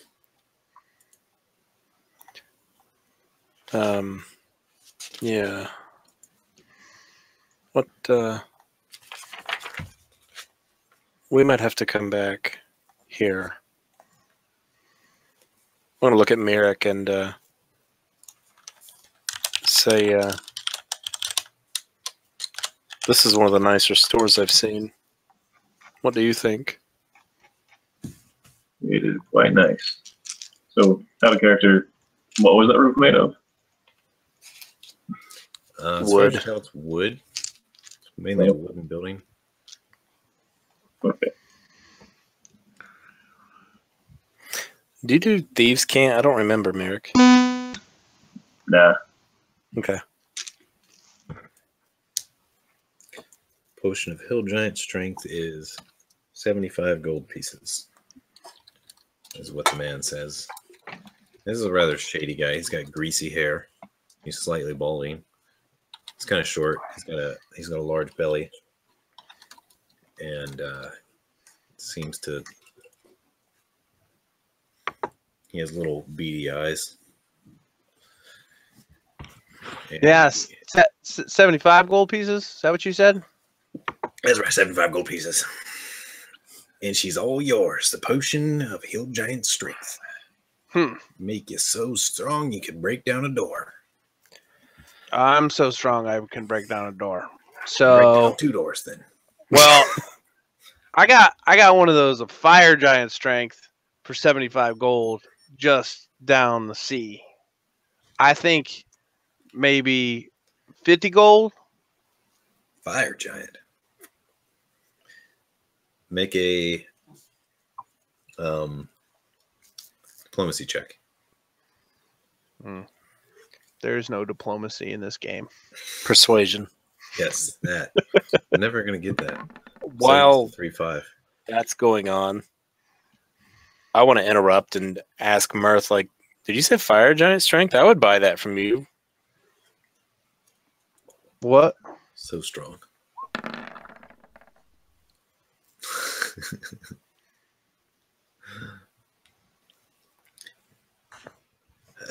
You drive a hard bargain. 72 gold. 72 gold. And she's all yours. All right. I'm going to go on with my farce, if I may. Yeah. Like, Okay.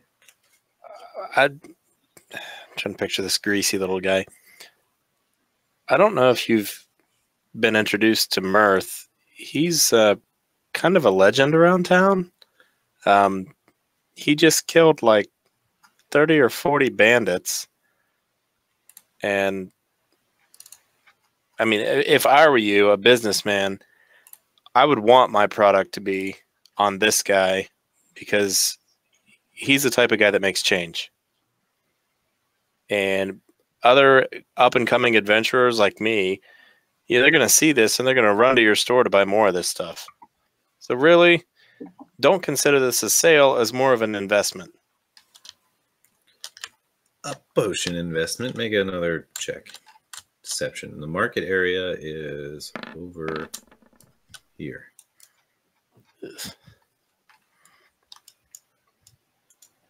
Yeah, he's not buying it. This game and stupid All right. on multiple rolls. Come on, I got a 16. All right, so 70 gold. 70 gold pieces right here, right now, and the potion is yours. Here it is, sir. Very good. Here's your potion. Drink it all at once or it won't work. Oh, yeah. You almost forgot about Lyle, huh? No. I want to investigate this potion before we buy it, just to make sure it's legitimate. Seems Taste pretty it? real. Okay. I'm going to reach into my bag and sift through. What I do here? Oh, I forgot to move you guys. Pull a couple There you go. thieves' tools out. Welcome to Suzail. Okay. Ask one of the magic users to cast some sort of detecting spell on it so we can make sure it's right. I'll do detect magic and look at it. Takes me 10 minutes. Okay. It's magical. All right. Seems to be legit. And yeah, that's where his shop is, where his face is.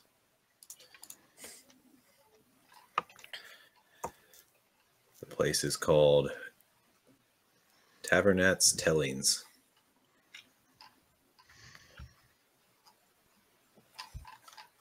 Which, as you can see, is on the list of shops.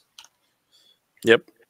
I'd like to look for a heavy darkwood shield as well. Heavy Darkwood Shield. Roll a investigation check. See if you can come up with one around there. And let me make sure one exists.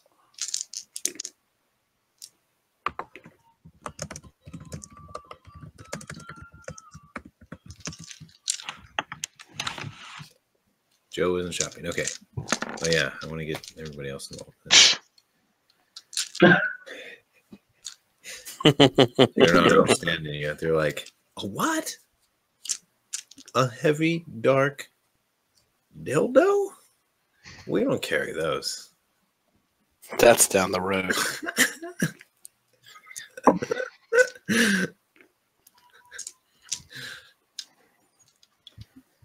Dark wood?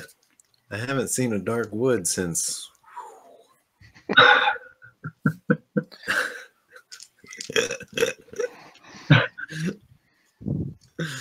But I do got this small shield here. I already have a small shield, thank you. When they're doing that, I want to walk over and look at the tentacle rod, however it's encased or whatever. Yeah. I want to eye it up and see how hard it would be to steal. Well, it's in a locked case, and it's pretty much right beside the counter, so it's pretty close to the shopkeeper. And there's a guard stationed in that room that's picking his nails right now. Doesn't look like it'd be particularly easy. You have to get the case open first. Mm-hmm. He says, well, you can come up with the gold. She's all yours. Tell you what, halfling. I can tell that you could make use of this, so I'll sell it to you for a special price. 5,000 gold pieces. I'm going to look at him and just say,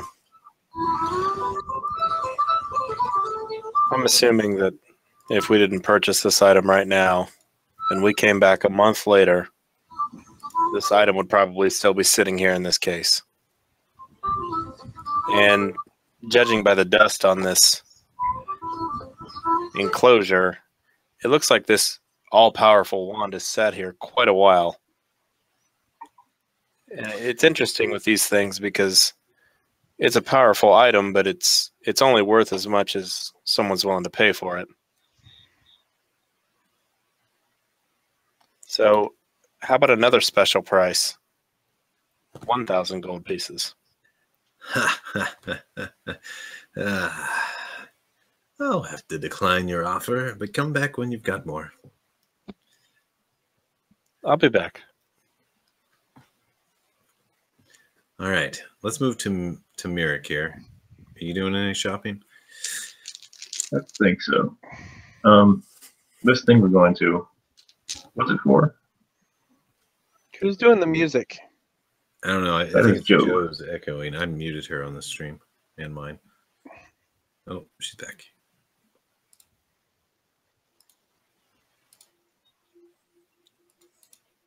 You can just Joe, shut the music off, Matt.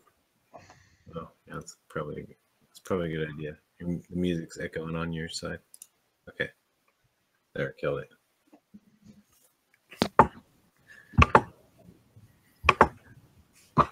Okay. All right. So this thing we're going to, what's it for? It's a banquet with the king and a bunch of nobles.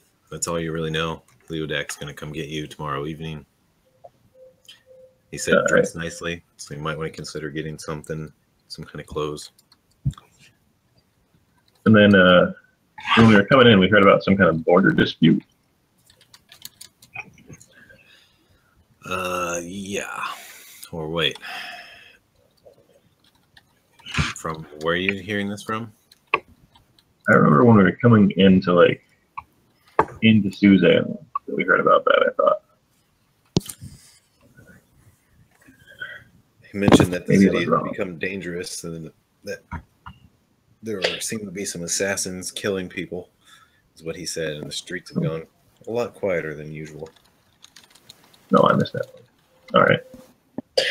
So The letter that I got from my temple said to talk to the king, which we're going to do. He summoned us about some kind of a dispute, but I don't know how well known that is. So. oh yeah. Okay, I heard that and forgot that it was just.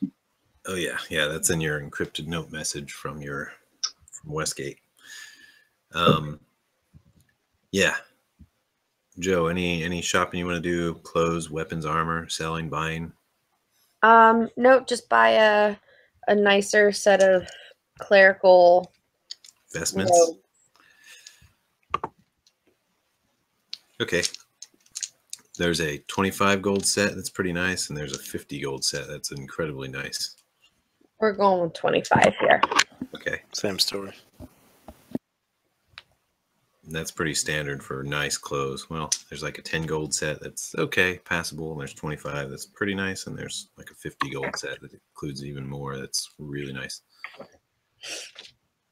For pretty much any certain type of suit or vestments you want to get. So, all right, and normal healing potions, by the way, are pretty readily available for 50 gold each. What are? I'm sorry. Regular healing potions. Like what's regular? 2d4 plus 2. Potions is that's what they heal for. They're the ones on the player's handbook. Oh, just regular healing potions. Yeah. All right. The greater ones you can find as well, but there's only 2 of them available right now, and they're 200 gold each. I'm gonna buy one of those.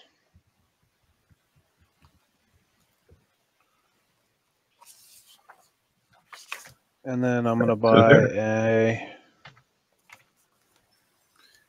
regular healing potion as well. Okay.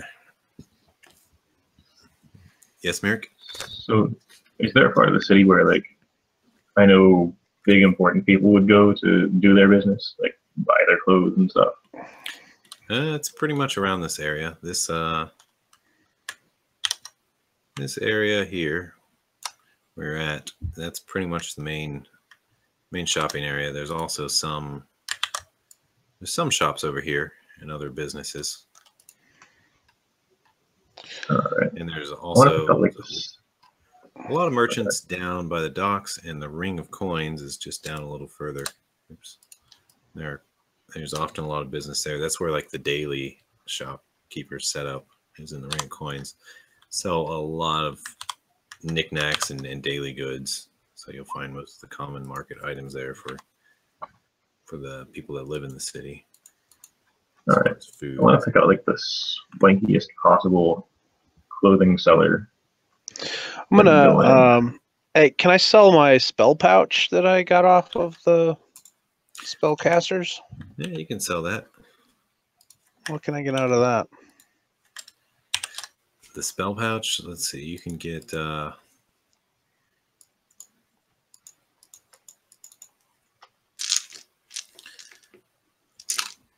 looks like it's worth about 70 gold.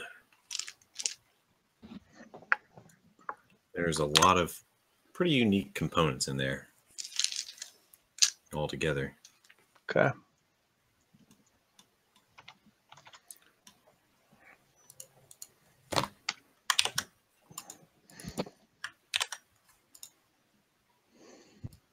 You guys can see that. Okay. I think I just moved the map. There. Okay. All right.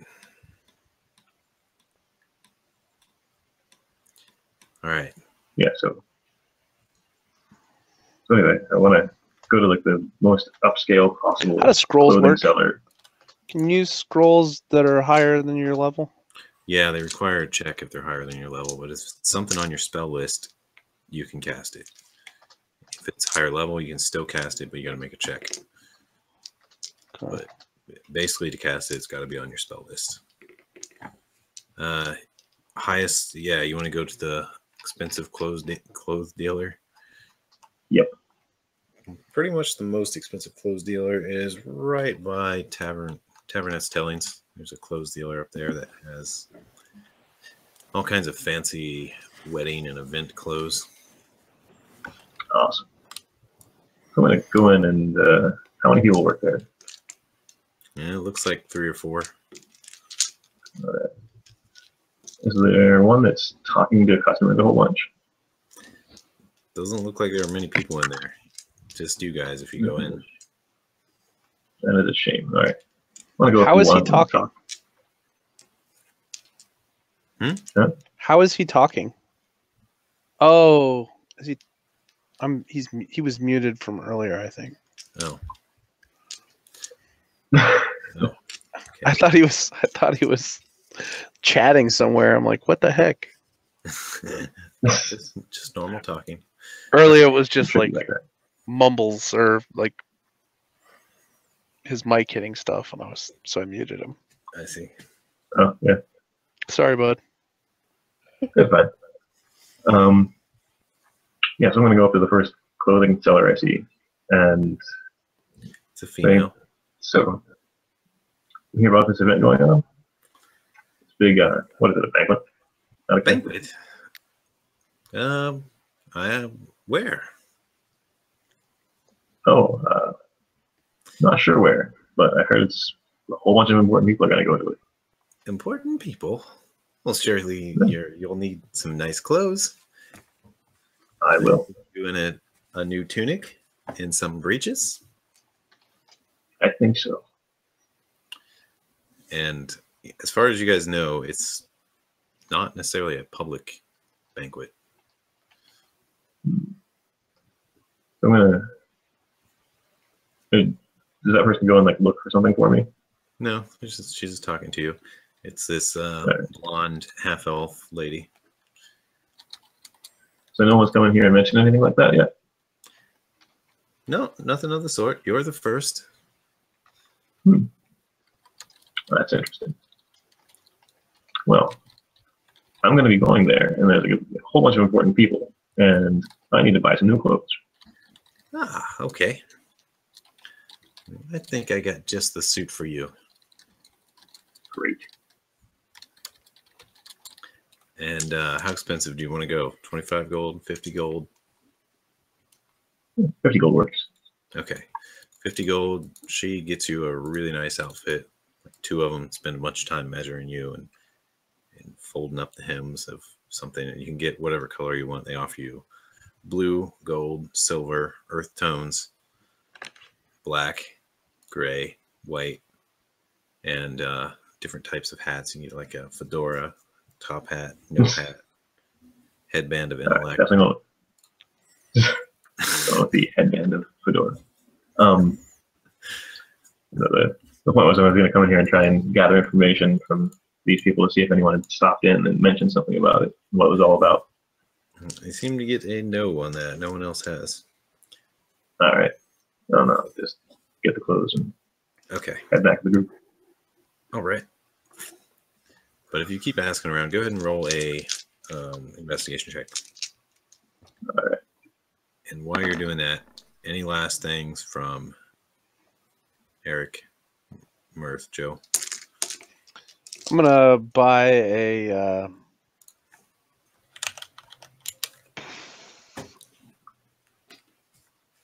Well, can I just buy a regular, heavier wood shield? I don't know if I think that's pretty much. I think it's pretty much just 2 AC is the best it gets. Yeah. Small. Wood shield. Eventually, shopping through the rest of the day, someone notices a heavy darkwood shield. One of the armor shops has one. Says, "Oh yeah, this came in off the ships just a couple days ago. A rather burly fellow selling it to me. It's all yours. It's only 45 gold pieces." That's sounds good. Thanks. Anytime. Cha-ching.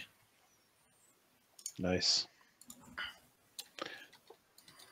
So darkwood. What does darkwood do for armor? Makes it lighter. Yes, it does do that. No armor check penalty. Yes. Okay. Anyone else before we move on to Lyle? To the release of Lyle? That's the next event in order here before the banquet. I wanted to grab a couple flasks of oil, a couple flasks of alchemist fire. Okay, you can find those. And I need to get some fresh war paint for the dinner.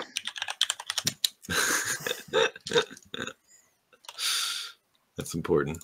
I think that's it. I couldn't find anything else that would be worth getting. Okay. Well, to go get Lyle, basically all you've got to do is show up at the lockup you've been told, which is up here.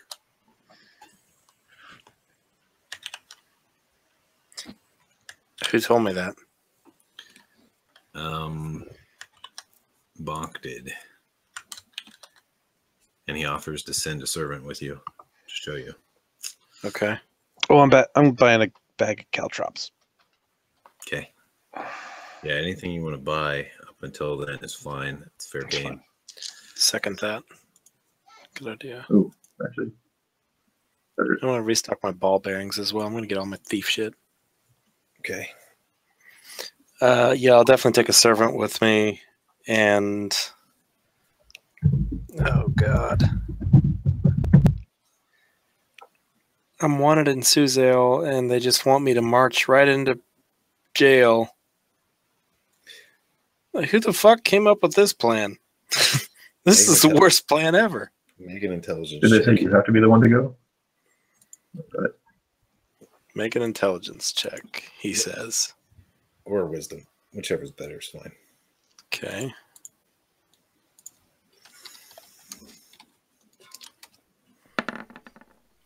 $18. All right. You are no longer wanted in Suzail, you realize. There have been some talks while you were away. And there's been some things mentioned in passing that Eric is the least of our worries now. And that he is doing good deeds. And your alignment changes to neutral. We'll see about that. Challenge accepted. I have this soft spot in my heart, and I've also got a hard rod in my pants. Not yet, but it will be there. Yeah, let's go to the lockup. Okay. You head to the lockup, and there's some purple dragons stationed. You actually see a Leo doc that says, I expect you to be here sooner or later. Right this way. And basically has the other guards open the doors for you guys, and they lead you through to through this courtyard area, and then through a gate here, and through some more gates. And it actually looks pretty confusing. But basically, you end up going back up to this courtyard, then in through this main guard quarter here, and beyond it is the lockup. And he says, all right, just wait here. And he orders one of the other guards to go fetch Lyle. And about 5 minutes later, you see a little halfling in chains. He looks all dirty and pale and in ragged prison clothes. Basically gets released out into the sunlight, and he's like, Eric, is that you? Yeah. You look like Leodak hell. says, undo his chains. He's free now. And one of them comes up to him and takes a key and undoes his chains on his feet and everything. He says, I can't believe I'm finally out of there. I'm gonna run up and give him a big hug. He says, Mirth. Hey, Eric. Did you ever get that gem from the museum? I don't know what you're talking about. You notice his eyes are real dark, like around his eyes, it's really dark, and you can kind of see the veins through his skin in a lot of places, and he just looks really bad. Really skinny. His face is real skinny. He looks like his hair is starting to go gray. And he says, let's get out of here. I think that sounds like a good idea. Theodek says, right this way, and he leads you back out. And you make a wisdom check, any of you guys, or all of you guys. Wisdom insight or just wisdom? Insight's good. Yeah, you can do insight. What's this 19 with a 1 in it? I'm guessing he has bless. Oh, Who? Mirek. weird. Oh, Oops, I need to remove that. It's a Yes, I lot do. of zeros. there's my insight. Oh, that was stupid. I did wisdom first. That was better. All right. Well, 21. Merrick, you have this feeling that, well, you don't know this. You don't know Lyle. But you have the feeling that he's not exactly what everybody was expecting, and something might be off about him. Mirth, you kind of have that feeling too. You're like, he's not the same. Something's different, and you notice he's also twitching. Like, every once in a while, he makes this weird twitch. Like, What'd they do? What'd they do to you in there, buddy? yeah, I'll tell you after we get out of here. And as you guys exit the gates, he says, "All right, stop for a second. Stop for a second. Just stop, guys. Just stop."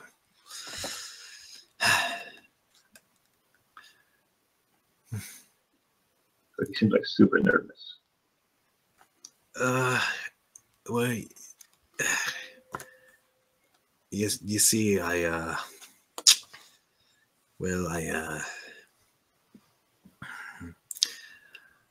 I was in there, I met a friend, and he gave me this stuff. Said it would make me feel better, and before I knew it, I was taking it every day. And sometimes they stuck needles in my arms, in my legs, and well, I'm really craving more of it. And you see a bead of sweat go down his face, and you realize that he is hooked on some kind of drug. Here, have a have a gooseberry. Like, what's this? He eats it, and then he spits it out. He says, "That tastes awful to me." I'll make a roll. Say, hey man, I completely understand what you're going through. Well, we'll get you back to the house, and we'll get you a hookup. How does that sound? Oh yeah, that sounds great. Yeah. You got the hookup? You know what I'm talking about? I forget what he called it. It was like, Harriman.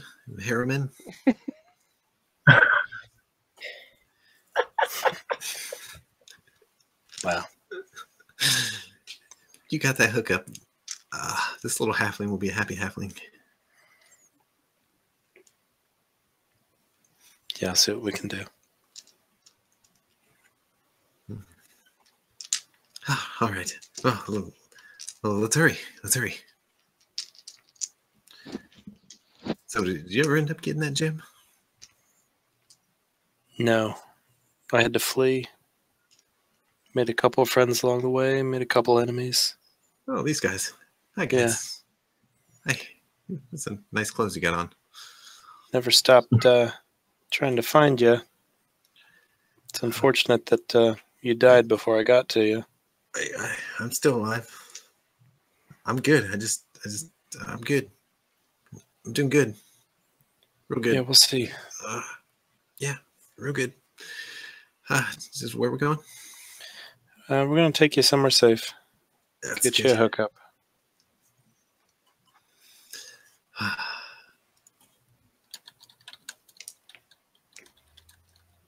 I'll be all right. Look, there was a human in there. Forget his name. It was something like Chargo. He's the one that got me started. Said it would help. I knew it wasn't good for me. Now I get these cold sweats. I'm going to... I'm still Lyle. I'm going to ask the party to go ahead. I'll catch up. I'm going to go back to the lockup. I'm just going to run back real quick. Okay. Lyle and I want to find the big dragonborn. Where's he going? Okay. Yeah, Leodac's sitting there and he sees you running up. And he says, "Greetings." Going to see how would he do this? Say, do you have an inmate in there, a human by the name of Chargo? Shargo, I don't have a list, but we could find out if you need to. I don't know if you've noticed or not, but you may have a problem with substance abuse in your jail. No, really? That was my cousin I just bailed out, and he's strung out on something. Well, that can't be good. You see, I would love to go in there and stick a dagger through the neck of the person that got him started, but I realize it's probably not in our best interest. Chargo, you say? Aye. I'll see what I can find out.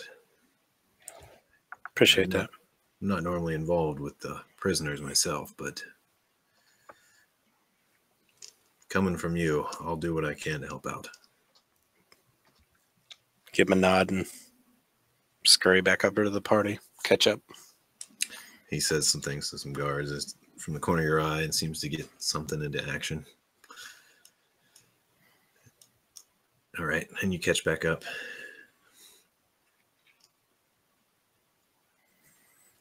And back to the guest house, I assume? Yep. At this point? Okay. And we got 4 minutes. So it looks like the banquet is going to have to wait till next session. Mm-hmm.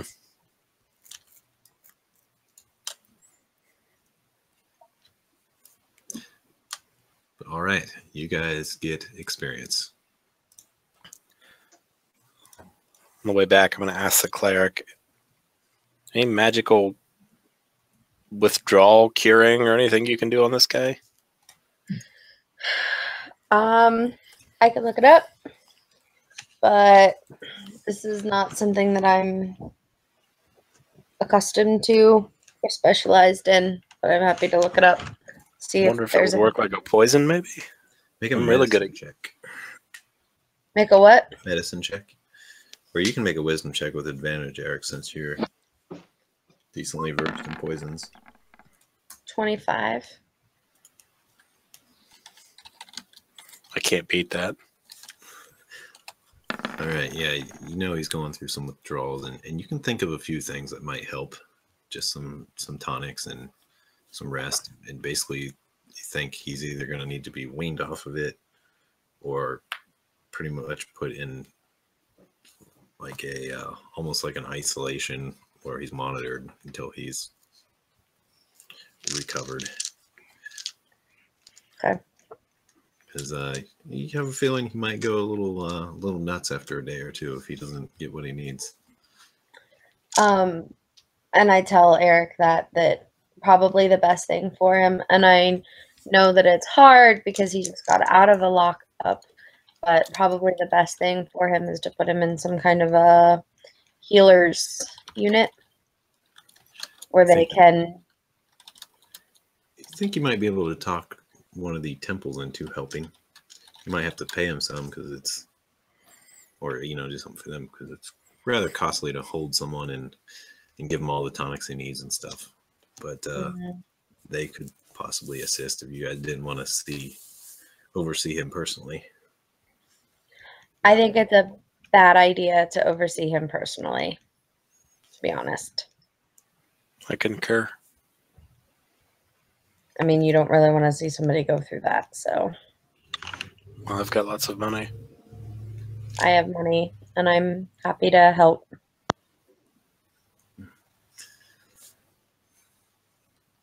So Lyle's kind of wigging out. He's like, "We getting it?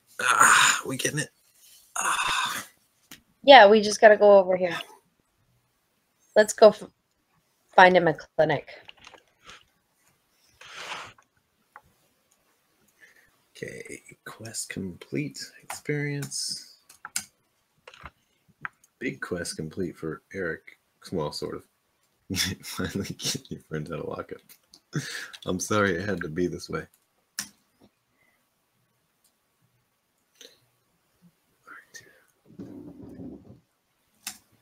Split between 4 people.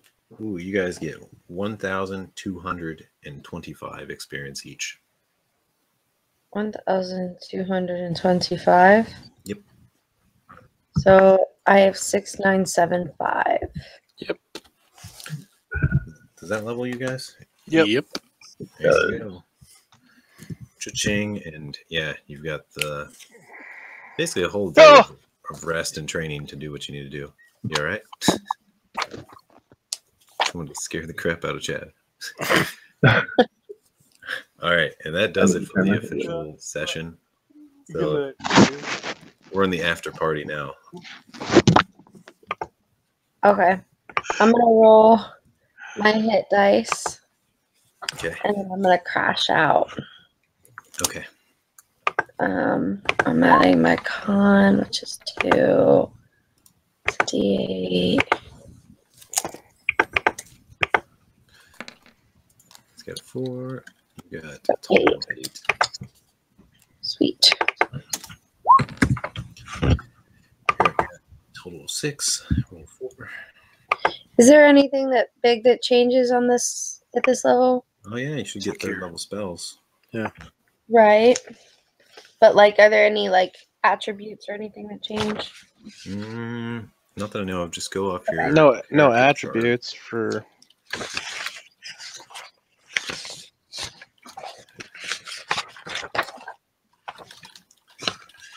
Ooh, I get destroy undead at this level.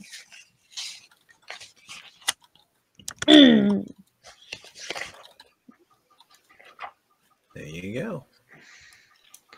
I get resistance to all damage.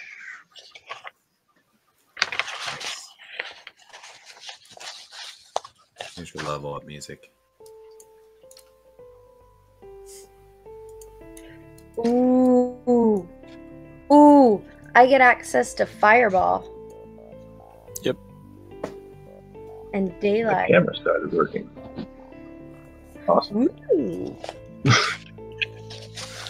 Well done. It only took 2.5 hours.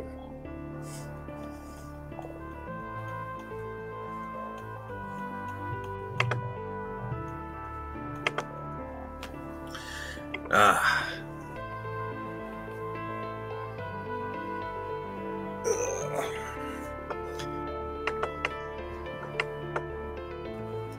Yeah, this game is much more exciting when you're involved in the action and know what's going on with all the story. Which is what I try to post the highlights so people can catch up in a way, but oh yeah, it's definitely more fun when you're right in the moments, the magical moments of when stuff goes down. I tried hard to get here tonight. Hey, your video's on. Yep. For the first time.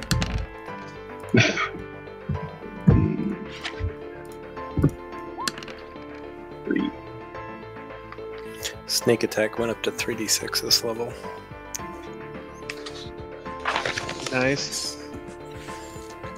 And I can use a reaction to half damage taken against me, which is really good.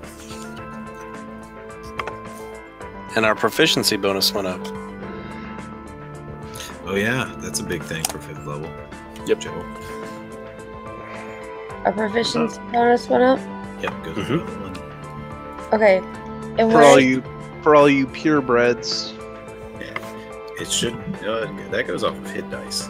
So as long as you're calculating up your level on that, let me find it. Okay, so there's a part of your character sheet for It's right class. under the equipment and all that. Class levels, features, notes, and feats. It's right under equipment. Yeah. If you get to class actions, you've gone too far. Okay, yeah. If you click on class, it's like the first thing. If you put your class levels in there, it'll total up your proficiency automatically. Oh, okay.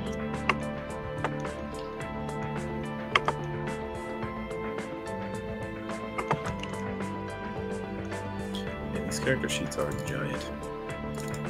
Yeah. That's why I get so confused so quickly. I get 2nd level spells, man. Put the text off again. So, any Oh, as you guys are leveling, but any final thoughts, questions, or anything?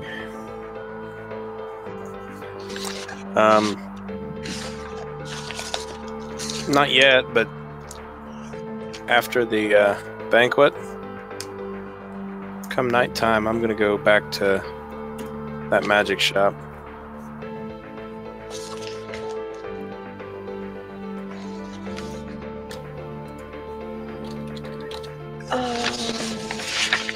It was a dick.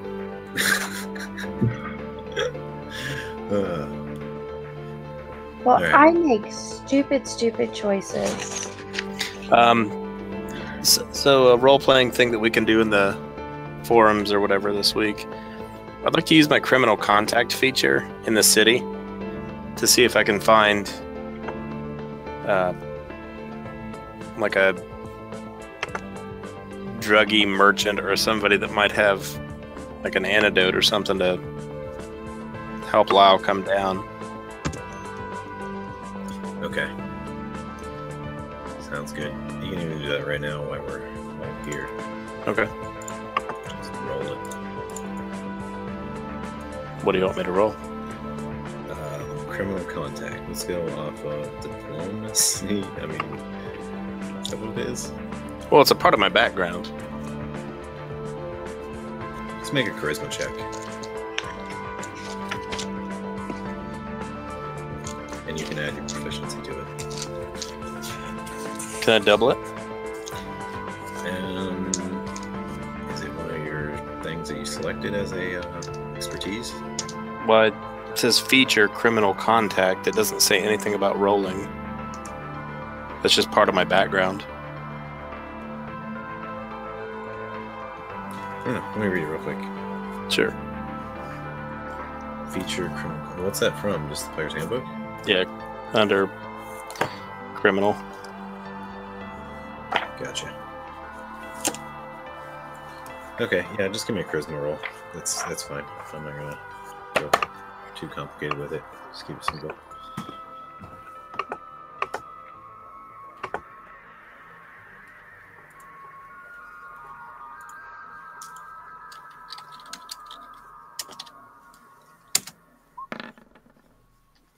That is good enough. Yeah, you managed to find what would be considered not exactly an antidote, but it's something you can give him in less and less quantities until it weans him off him. And that way, if you do it this way, it basically makes it so that he will actually never want it again. He can, because if you do it cold turkey, it's really painful and he'll always crave it for the rest of his life.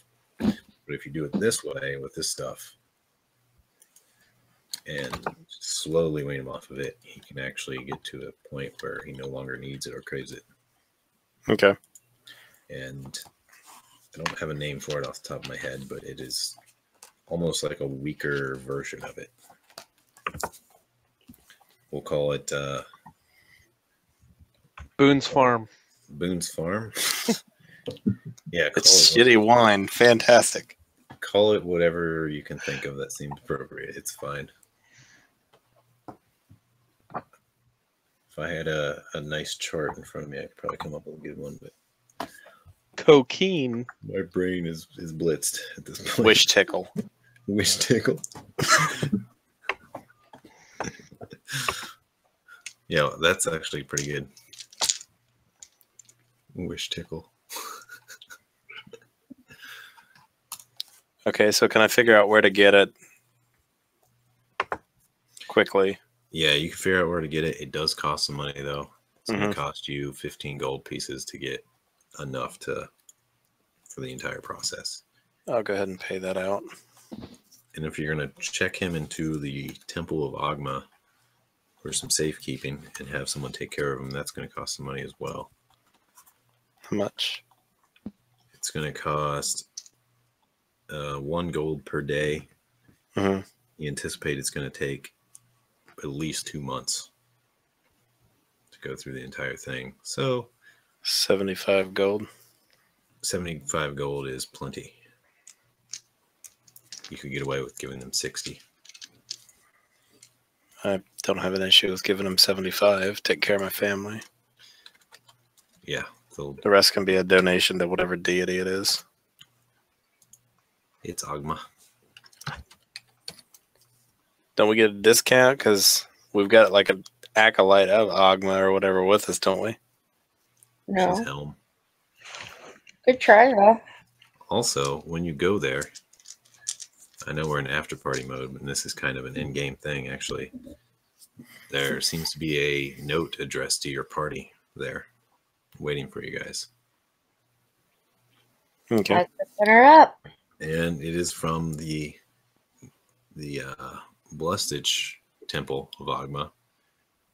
And it is basically a written request to find more details on Sharkman. I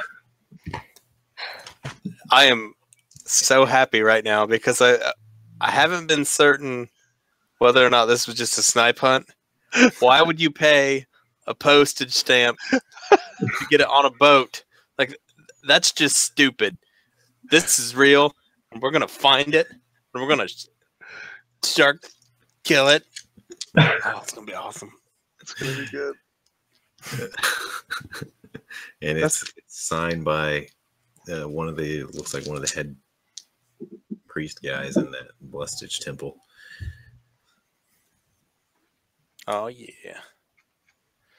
All right, I shelled out 75 gold to the Ogmites. All right. And they accept him, and Lyle's like, what are you doing? Where's the stuff? And assume you kind of explained to him the process, right? Yeah. And just make a charisma check, and just to get an idea of how it goes. And if there's any certain way you want to say it, you can do that too, and it might help or give you advantage or disadvantage.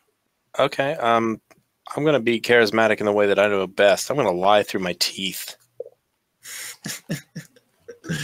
That's the charisma I know. I'm gonna be like, yeah, I got your stuff. I actually had to pull a couple strings to get you this place because this stuff's going to knock you on your ass, man. It's going to make you feel fantastic. You're probably just going to lay around and feel awesome. All right, You're going to feel like that for a while. See, man. Catch you later. You're going to feel All so right. good when you're done that you're never going to want this stuff again.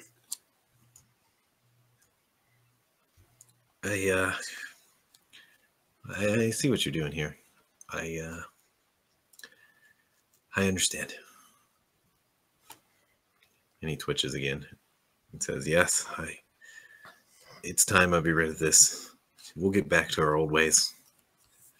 In the special tongue, I want to say,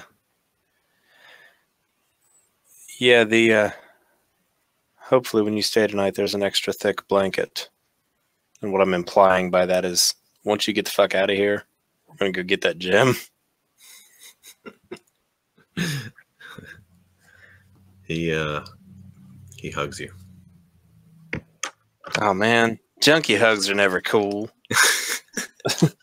Those smell like liquor and vomit and weirdness. He's bathed by this point, so he's not too bad. But All right. Cool. So I just shelled out a not insignificant amount of money to get him fixed. He better be good as new when I pick him up. It's like, I've converted to being a priest. I'm like, shit. I'm putting your ass back in jail.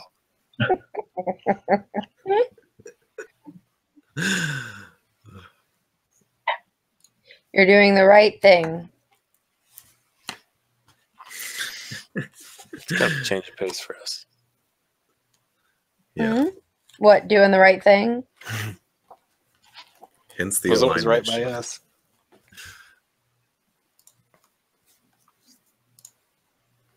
Yeah, don't forget, we're going to go visit that magic store once we get done with our dinner.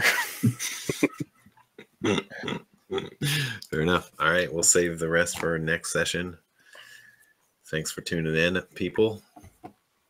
John, anyone else? It's been fun. And we'll call it at that.